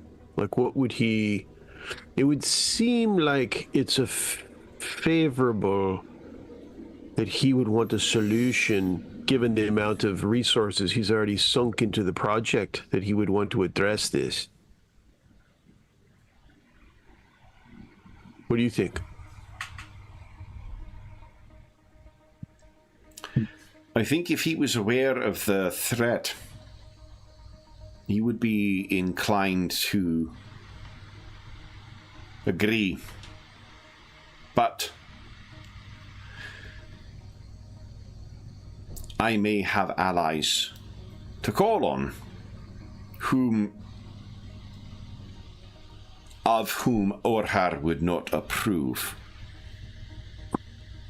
Uh-oh. And if he was not aware of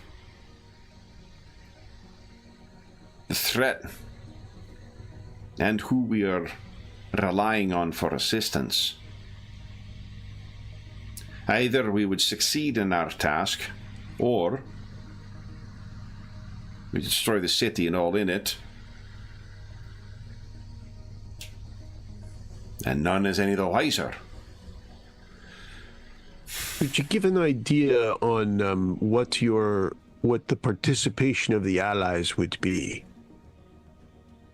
I don't understand your question. You said you could bring allies to bear that Orhar was perhaps not aware of. He fixes a very hard stare at you.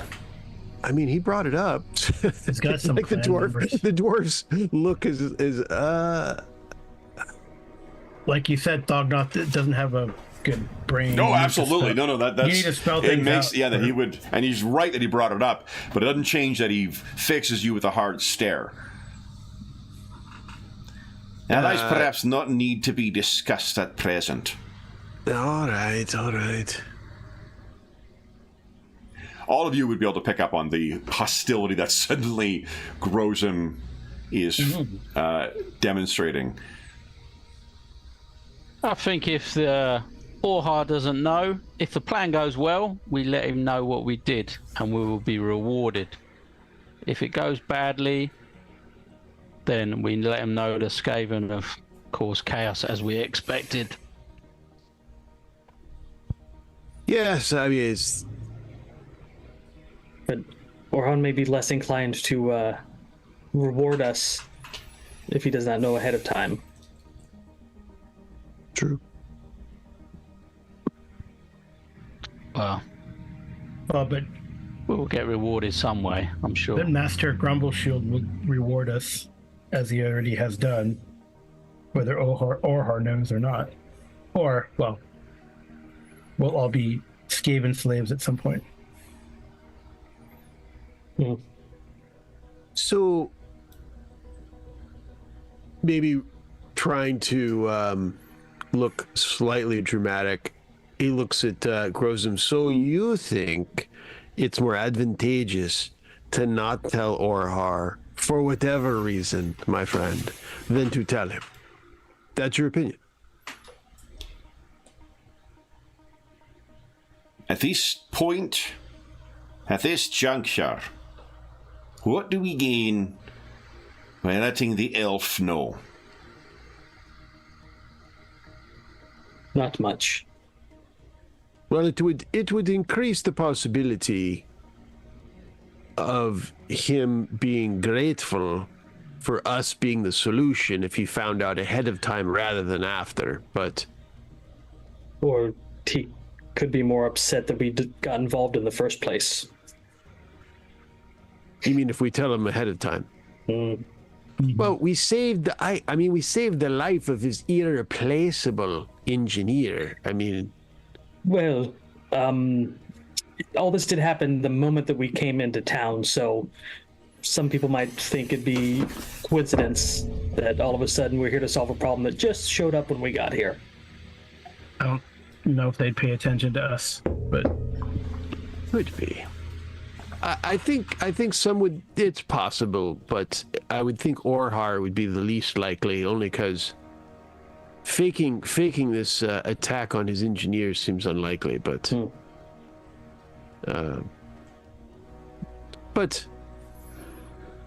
Grozum, if you prefer not to tell him, then I suppose.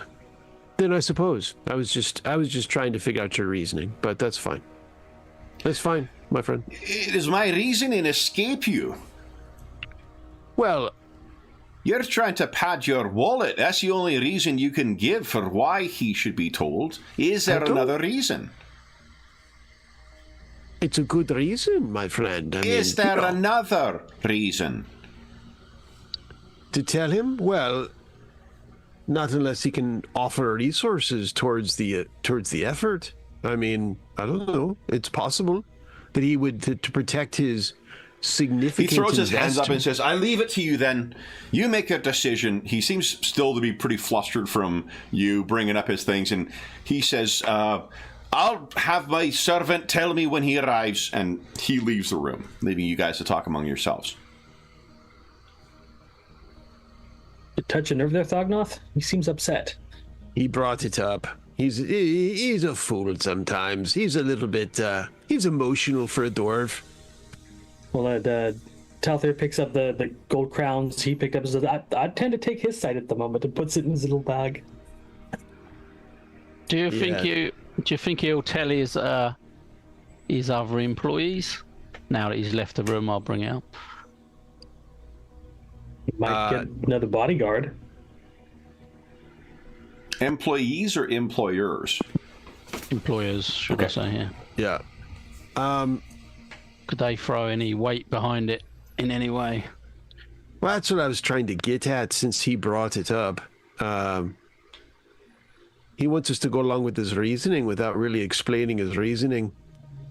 I don't really know what they bring, which is why I asked, which is why I was trying to get him to it before he threw his little fit and stormed out. Which I'm not.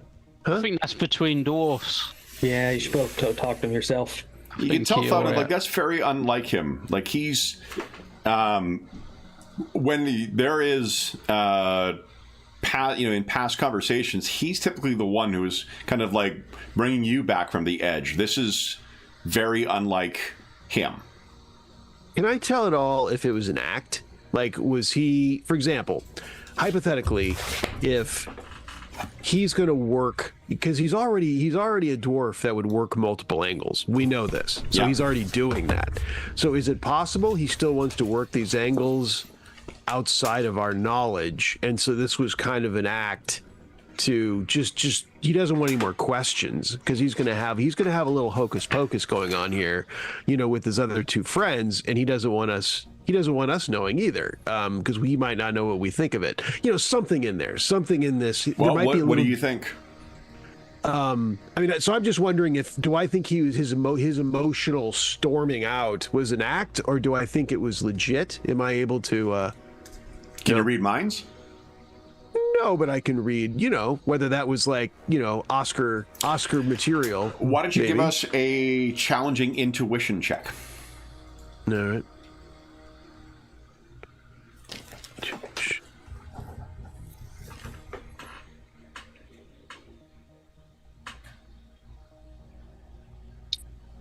Wow. His petulance was genuine. Okay.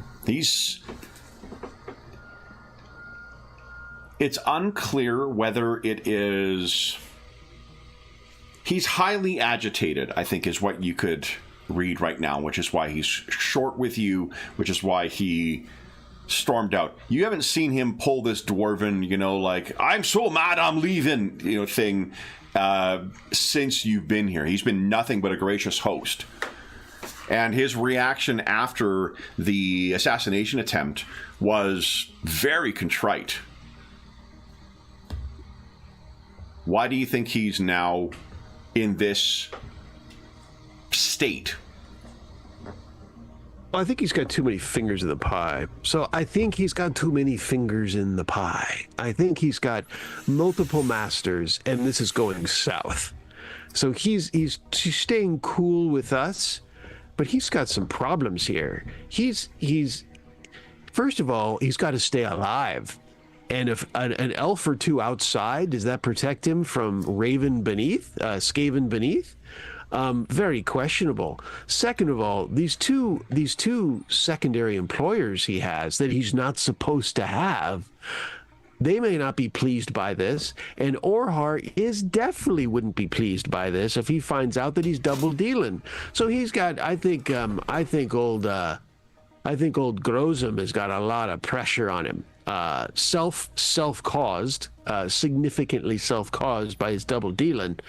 But how does he keep all this away from Orhar is going to be harder and harder and harder of his double dealing. That is if he stays alive at all. So I think that's what we're seeing is this pressure on Grozum. Anyway, yes. But there was no mention of walking away. I'm just wondering if these other two employers have got a little bit more on him than we think. Exactly. Maybe there's a little bit more involved than just money. Yeah, I agree. I mean, as you heard me before Grozum got back, that if he's committed to staying, and he obviously is, that's very curious. It's very curious indeed. Yeah, risking his life. For Right. elves, basically. True. Mainly. Well, And when he probably not paid for it- health, it's for notoriety, treasure, whatever. Yeah, but I think his life would be higher rated than just the money. So I think there may be a little bit more to it. But that's his business to tell you if he wants to. So we can only continue with the plan, I guess.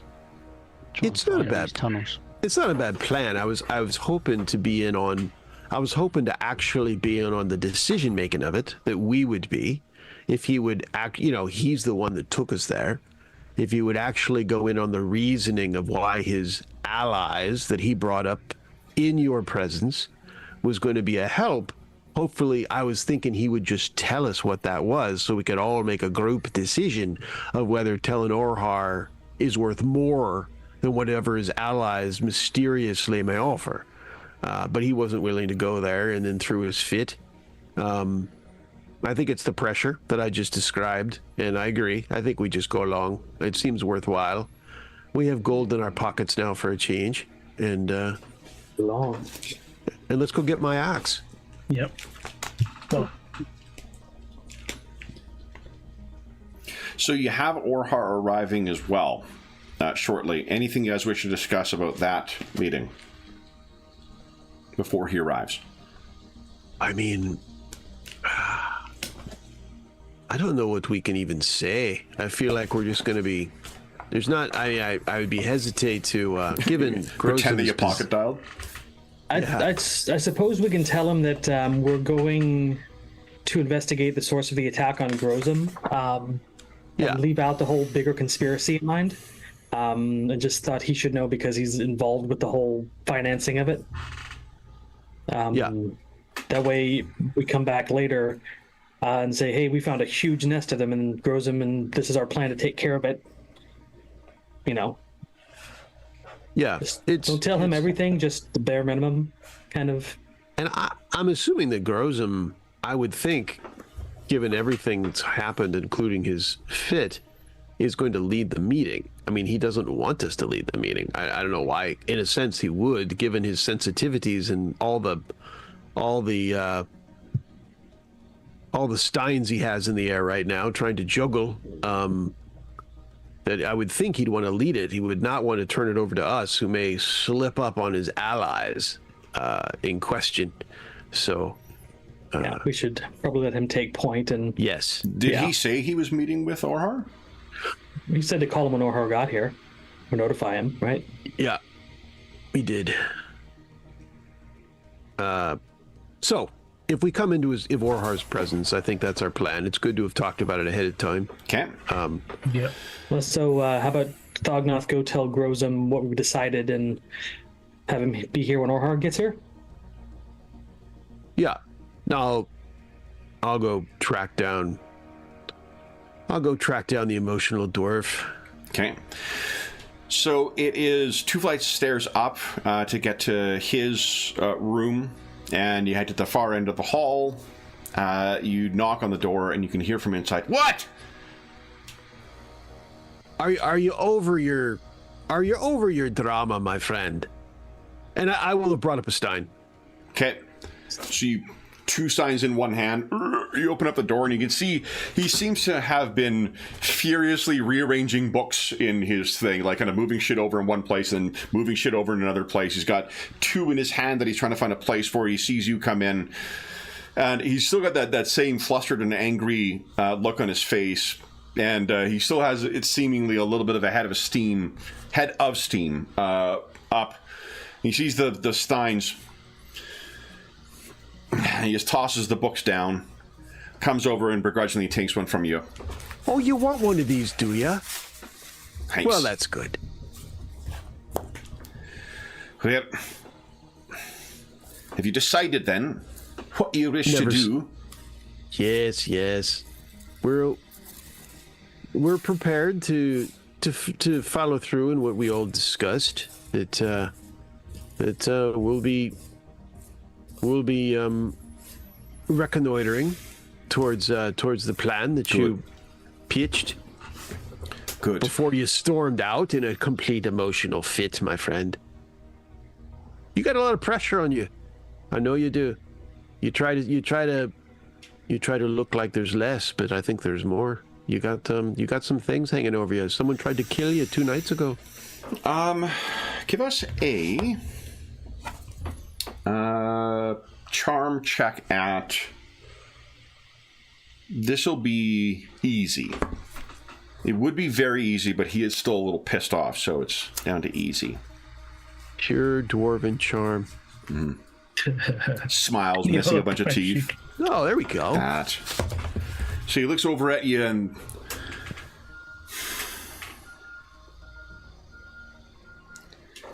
you've more pressure on me than a troll's seat.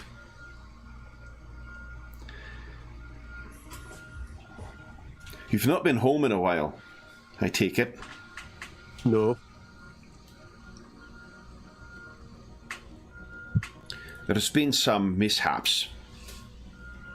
And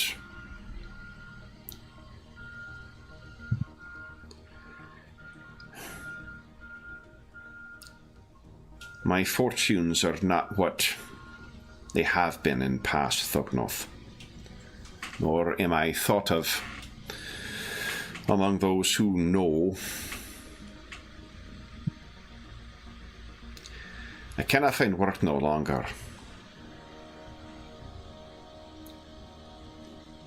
They're polite enough to not shame me by calling me what I am, past my prime, they say, in whispers. But I know when I'm being shunned. I have responsibilities, you see. And the fortune these manlings are paying is enough to keep me and mine comfortable and without shame for some time.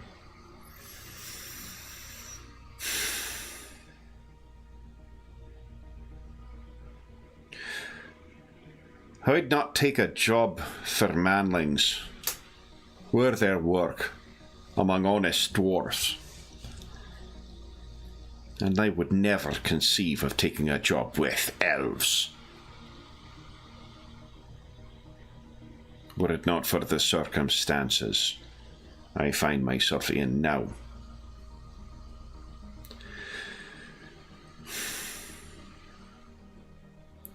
I have a whole clan resting on my shoulders, Thugnoth.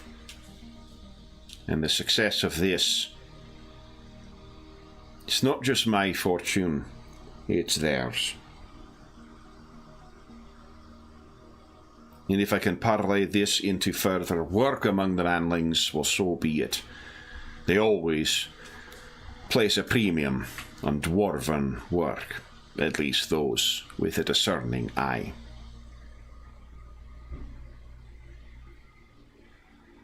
It's not pride, it's not greed. It's duty, you see. And if Orhard learns of my arrangements with the manlings.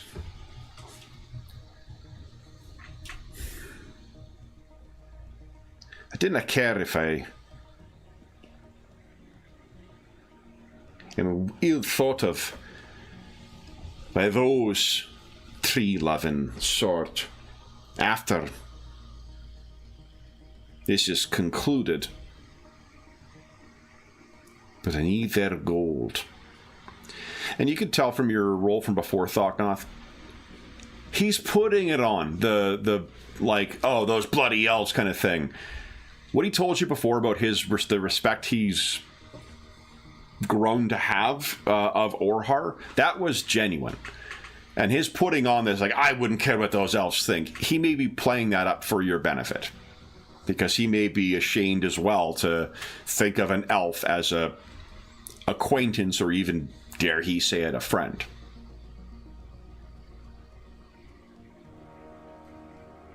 He then takes a big swig of his drink. Well, I'm sorry to hear about your troubles, my friend. To be certain, It's a burden I've brought on myself, but I appreciate your sympathies. are you able to share what you think your allies might bring to bear to this situation? I know very little precisely what those wizards are capable of, but I know that those of the Gold College, their spells can rework stone, metal, and the like. Von Thielbad, by reputation, is a powerful sorcerer. And if we might draw on that wizard, I need to consult with him, appraise him of the situation and the proposed solution, and see what he has on offer.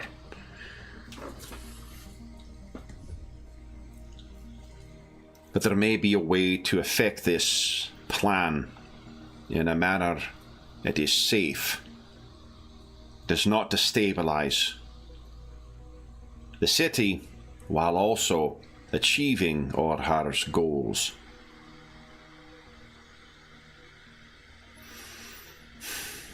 But I don't know. I'm a fool for hoping.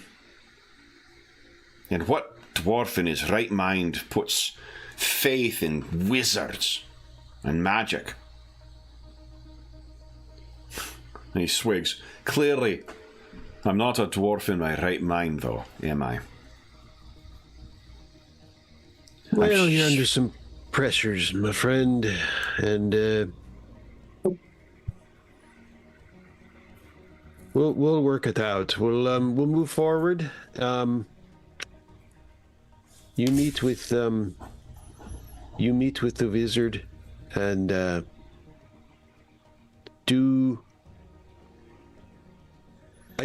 our part in this does not rely on what you find out from the wizard. Am I correct? That's not really, yeah. If you can tell me where they are, I can find one way to flood them. One way or the other. Well, we'll need to go ahead. Yeah. I feel like there is no time to spare. I should go and see the wizard now. If I need to order powder, that will need to be here soon. Can I trust you to... Can you excuse me from the meeting with Orhar?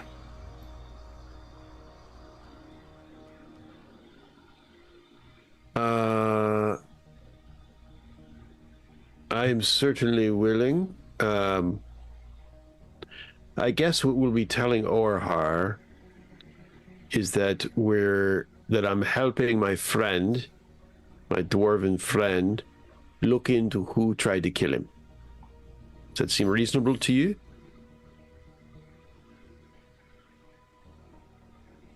Indeed.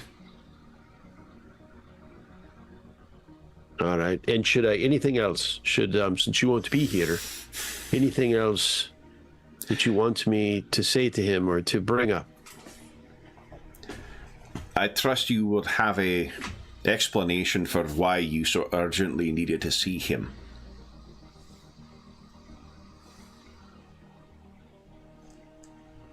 Orhar is quite clever. Well, what if we tell him?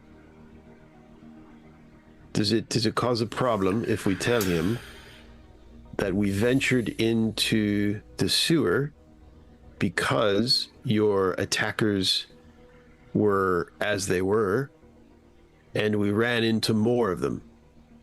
In fact, they fought us out of the sewers, and we thought he should know the numbers that came at us. Is that reasonable?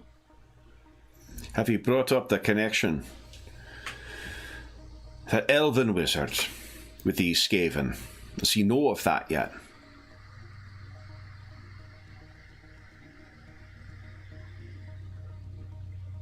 I don't think he does. Did we out of character? Did we?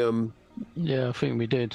Well, so we told him. What did we tell him? Remind me. I told him that I think Zakon's working with a Skaven, and he said, "Oh, you need to find out proof because I doubt that's the case." Oh, okay. I don't like the guy, but I can't see he'd work with Skaven. We could just leave that part out and just say our suspicions led us to this place, but Yeah, you we can found say we Skaven didn't instead. see him there. if you want to do Rosen that. will say that he'll trust that you and your companions. And he stops and says, well, that's not the last of the pay. When all of this is over, I will see you sorted properly. I appreciate that. You know, I would do it for my relationship, but my comrades, they need to see to their own. I can. So he will get his, going out cape and get himself ready, and then he will leave. Before he leaves, I'll tell him, be cautious, my friend. They may not be done with you. He says, oh, aye. And he kind of goes to the side, and you see there's a dwarven pistol at his side. Thank you for your concern. And I have Orhar's. Some elves will come with me. Kind of. Maybe I'll try, a mirthful dig at being guarded by elves. Yes, How about that? I know. My goodness, man. So then he will leave the front door, leaving Thognoth to come in and join the rest of you guys. What do you say then, Thognoth? So, it is as I expected. He's under a great deal of pressure. The fact of the matter is he needs the money. He is not as flush as he looks in the big picture. Many mouths are relying on him. And he can't give up the work, despite the risk to his life.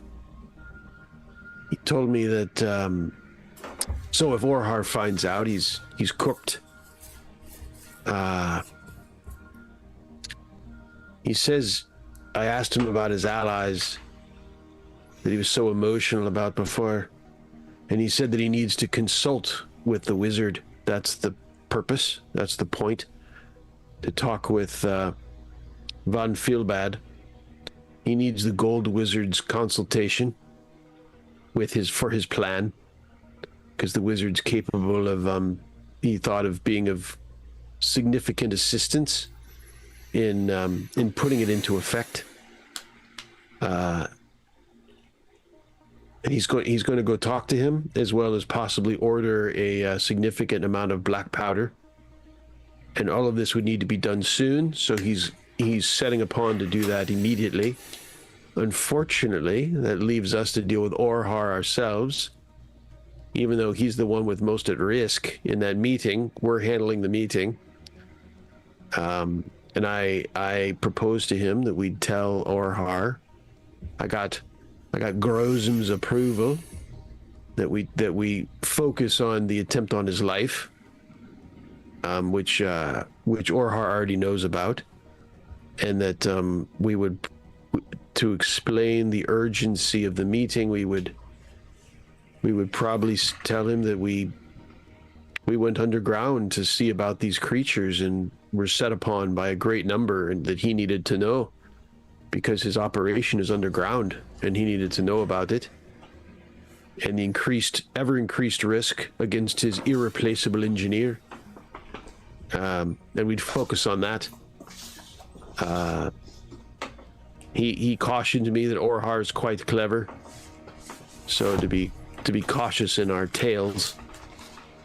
Don't get too complicated. Oh, he said that after it was all over, he assured me that he would take care of us with remuneration of our efforts. So it seems reasonable to me. I feel better now knowing of his full reasoning with his allies. Makes sense. Yeah, I think we have a plan in place. I mean, I'm not happy about having to deal with Orhar ourselves since he has the most risk. That was not pleasing, but even his reasoning there was okay. He needs to get about his tasks immediately. And I think it's against his interest not to be there, so it's not like he was trying to get out of it. He would want to be there to take care of it, to make sure his interests are covered, but he has to trust us under the circumstances.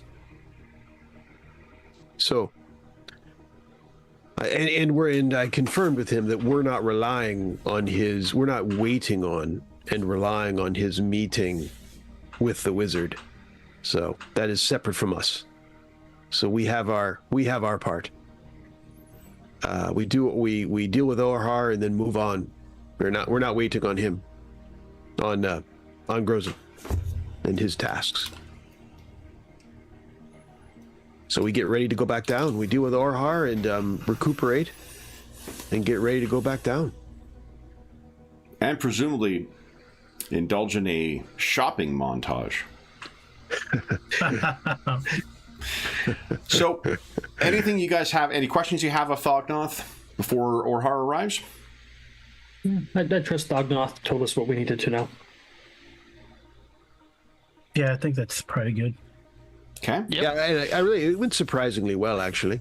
After his dwarven fit, she had to settle him down in private, get a mug in his hand, and as soon as the actual, and the dwarf unnecessarily looks both directions, once his embarrassment was out on the table, as usual, everything goes better. Once it's spoken, just get it out there, man, or dwarf. Have to change that phrase. Get it out there, dwarf, and then you can be discussed like stalwart dwarves. It was fine. Yeah, it's not like dwarves to keep grudges of. Oh wait.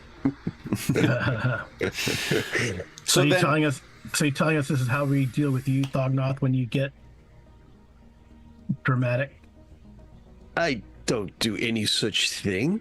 If I did, you mean hypothetically? Thognoth throws his shield down and storms out of the room. I don't know what you're talking about. I'll have none of it, and tosses his. It's funny because the dwarves as written and whatnot, they are a lot more obstinate and whatnot too, but there's only so much you can do in the fucking game where it's I can't have every dwarven NPC be an irrepressible prick who will not move from their position. So it's true. Right. The hardest thing is taking a dwarven weapon away from them. Yeah. In every game. Because we almost had when they were storming.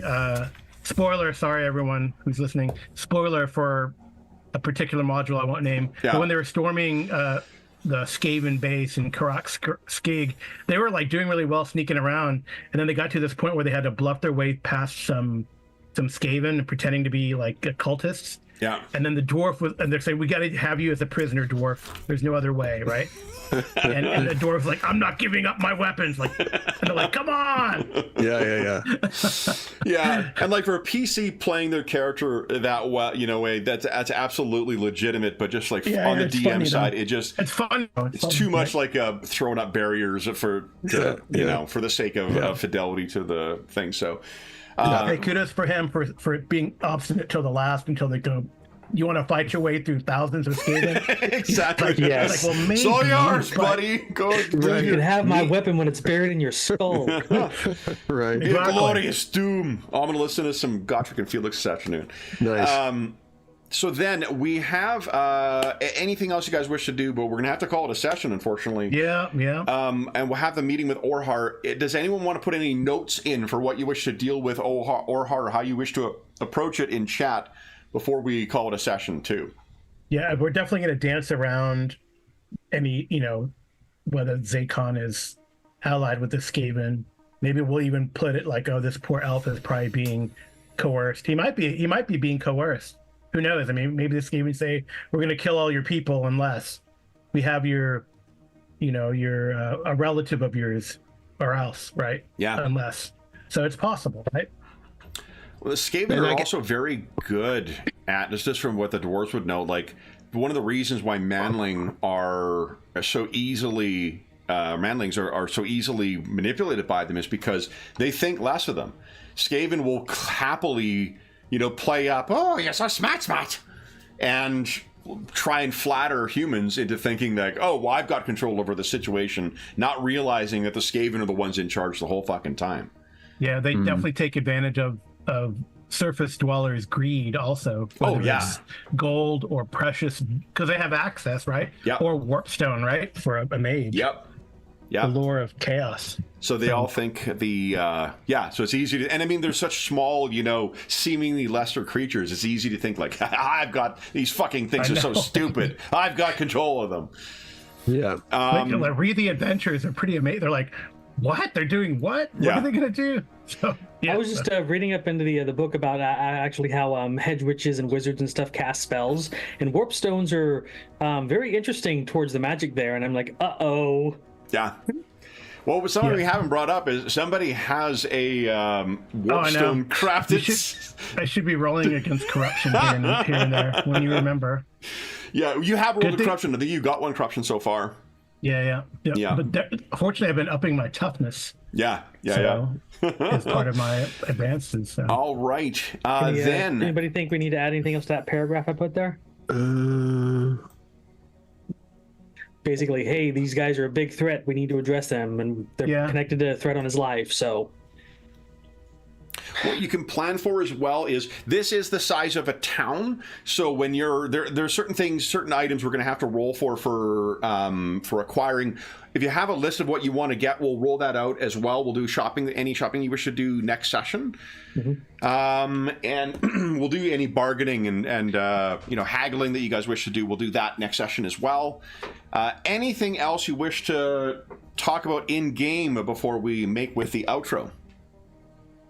And it was 3 gold, right? We got 3. 3 gold crowns each.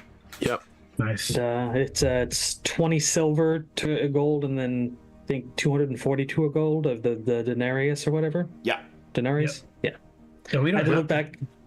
We don't have to tell the other player character. We can just keep 4 gold each.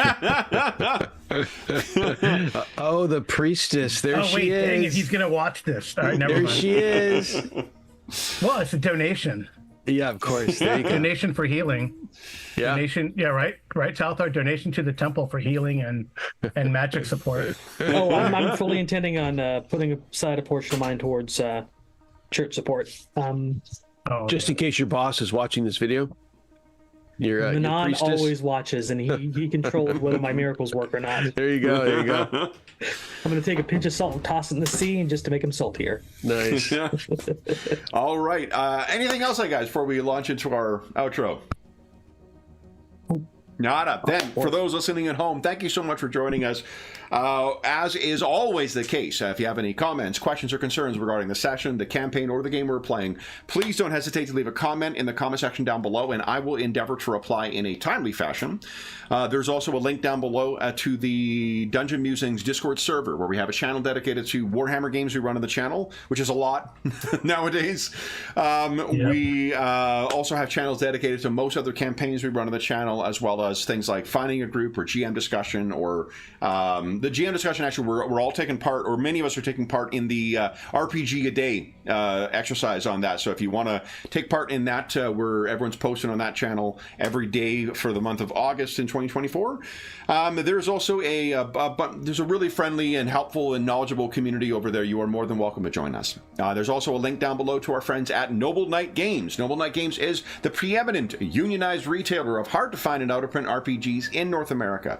Not only do they have an incredible selection of new role-playing games, board games, and card games, they have an unmatched selection of hard-to-find and out-of-print RPGs, including many previous editions of Warhammer Fantasy. There is an extensive catalog they have, and if they do not have something in stock, you can put it on a want list, and they'll send you an email when it comes in. And if you make a purchase of $10 or more through their website, be sure to enter the code MuserMashup, all caps, all one word. It is listed in the description of the video, and you'll save yourself 10% on your purchase. That'll change around the end of September 2024, so if you're listening to this after that time, come back to one of our more recent videos and we will have the current discount code listed there. There's also a link down below to something called Heroes Save Villages, which is the charity fundraising campaign we run on the channel. It benefits the SOS Children's Villages International Charity, a really incredible organization active in over 130 countries, benefiting over 80,000 orphaned and abandoned children. All donations through that link go directly to them, and none of it goes to the channel or any other middleman. It just goes to help out the kids who are serviced by SOS Children's Villages International. And it's a very small way of saying thank you to the generous donors. If you've donated $25 or more since January 1st, 2024, head on over to the Charity Initiatives channel on the Dungeon Musings Discord server, and you can vote for the mashup sessions that we're going to be playing. We have 5 charity sessions left for the year, and each of those will be playing. We're playing a classic module, or part of a classic module, and it'll be paired up with games that is not intended to run with. Currently, voting is underway for the classic Expedition to the Barrier Peaks adventure. 4 games are on offer for donors to vote on, and 3 of them have votes cast for them already. You have until August 11th to cast your votes for that. So if you have donated $25 or more since January 1st, head on over and cast your vote for that. We'll have 4 more mashups of classic modules and unconventional games for the rest of the year too. And there's some fun ones that we have.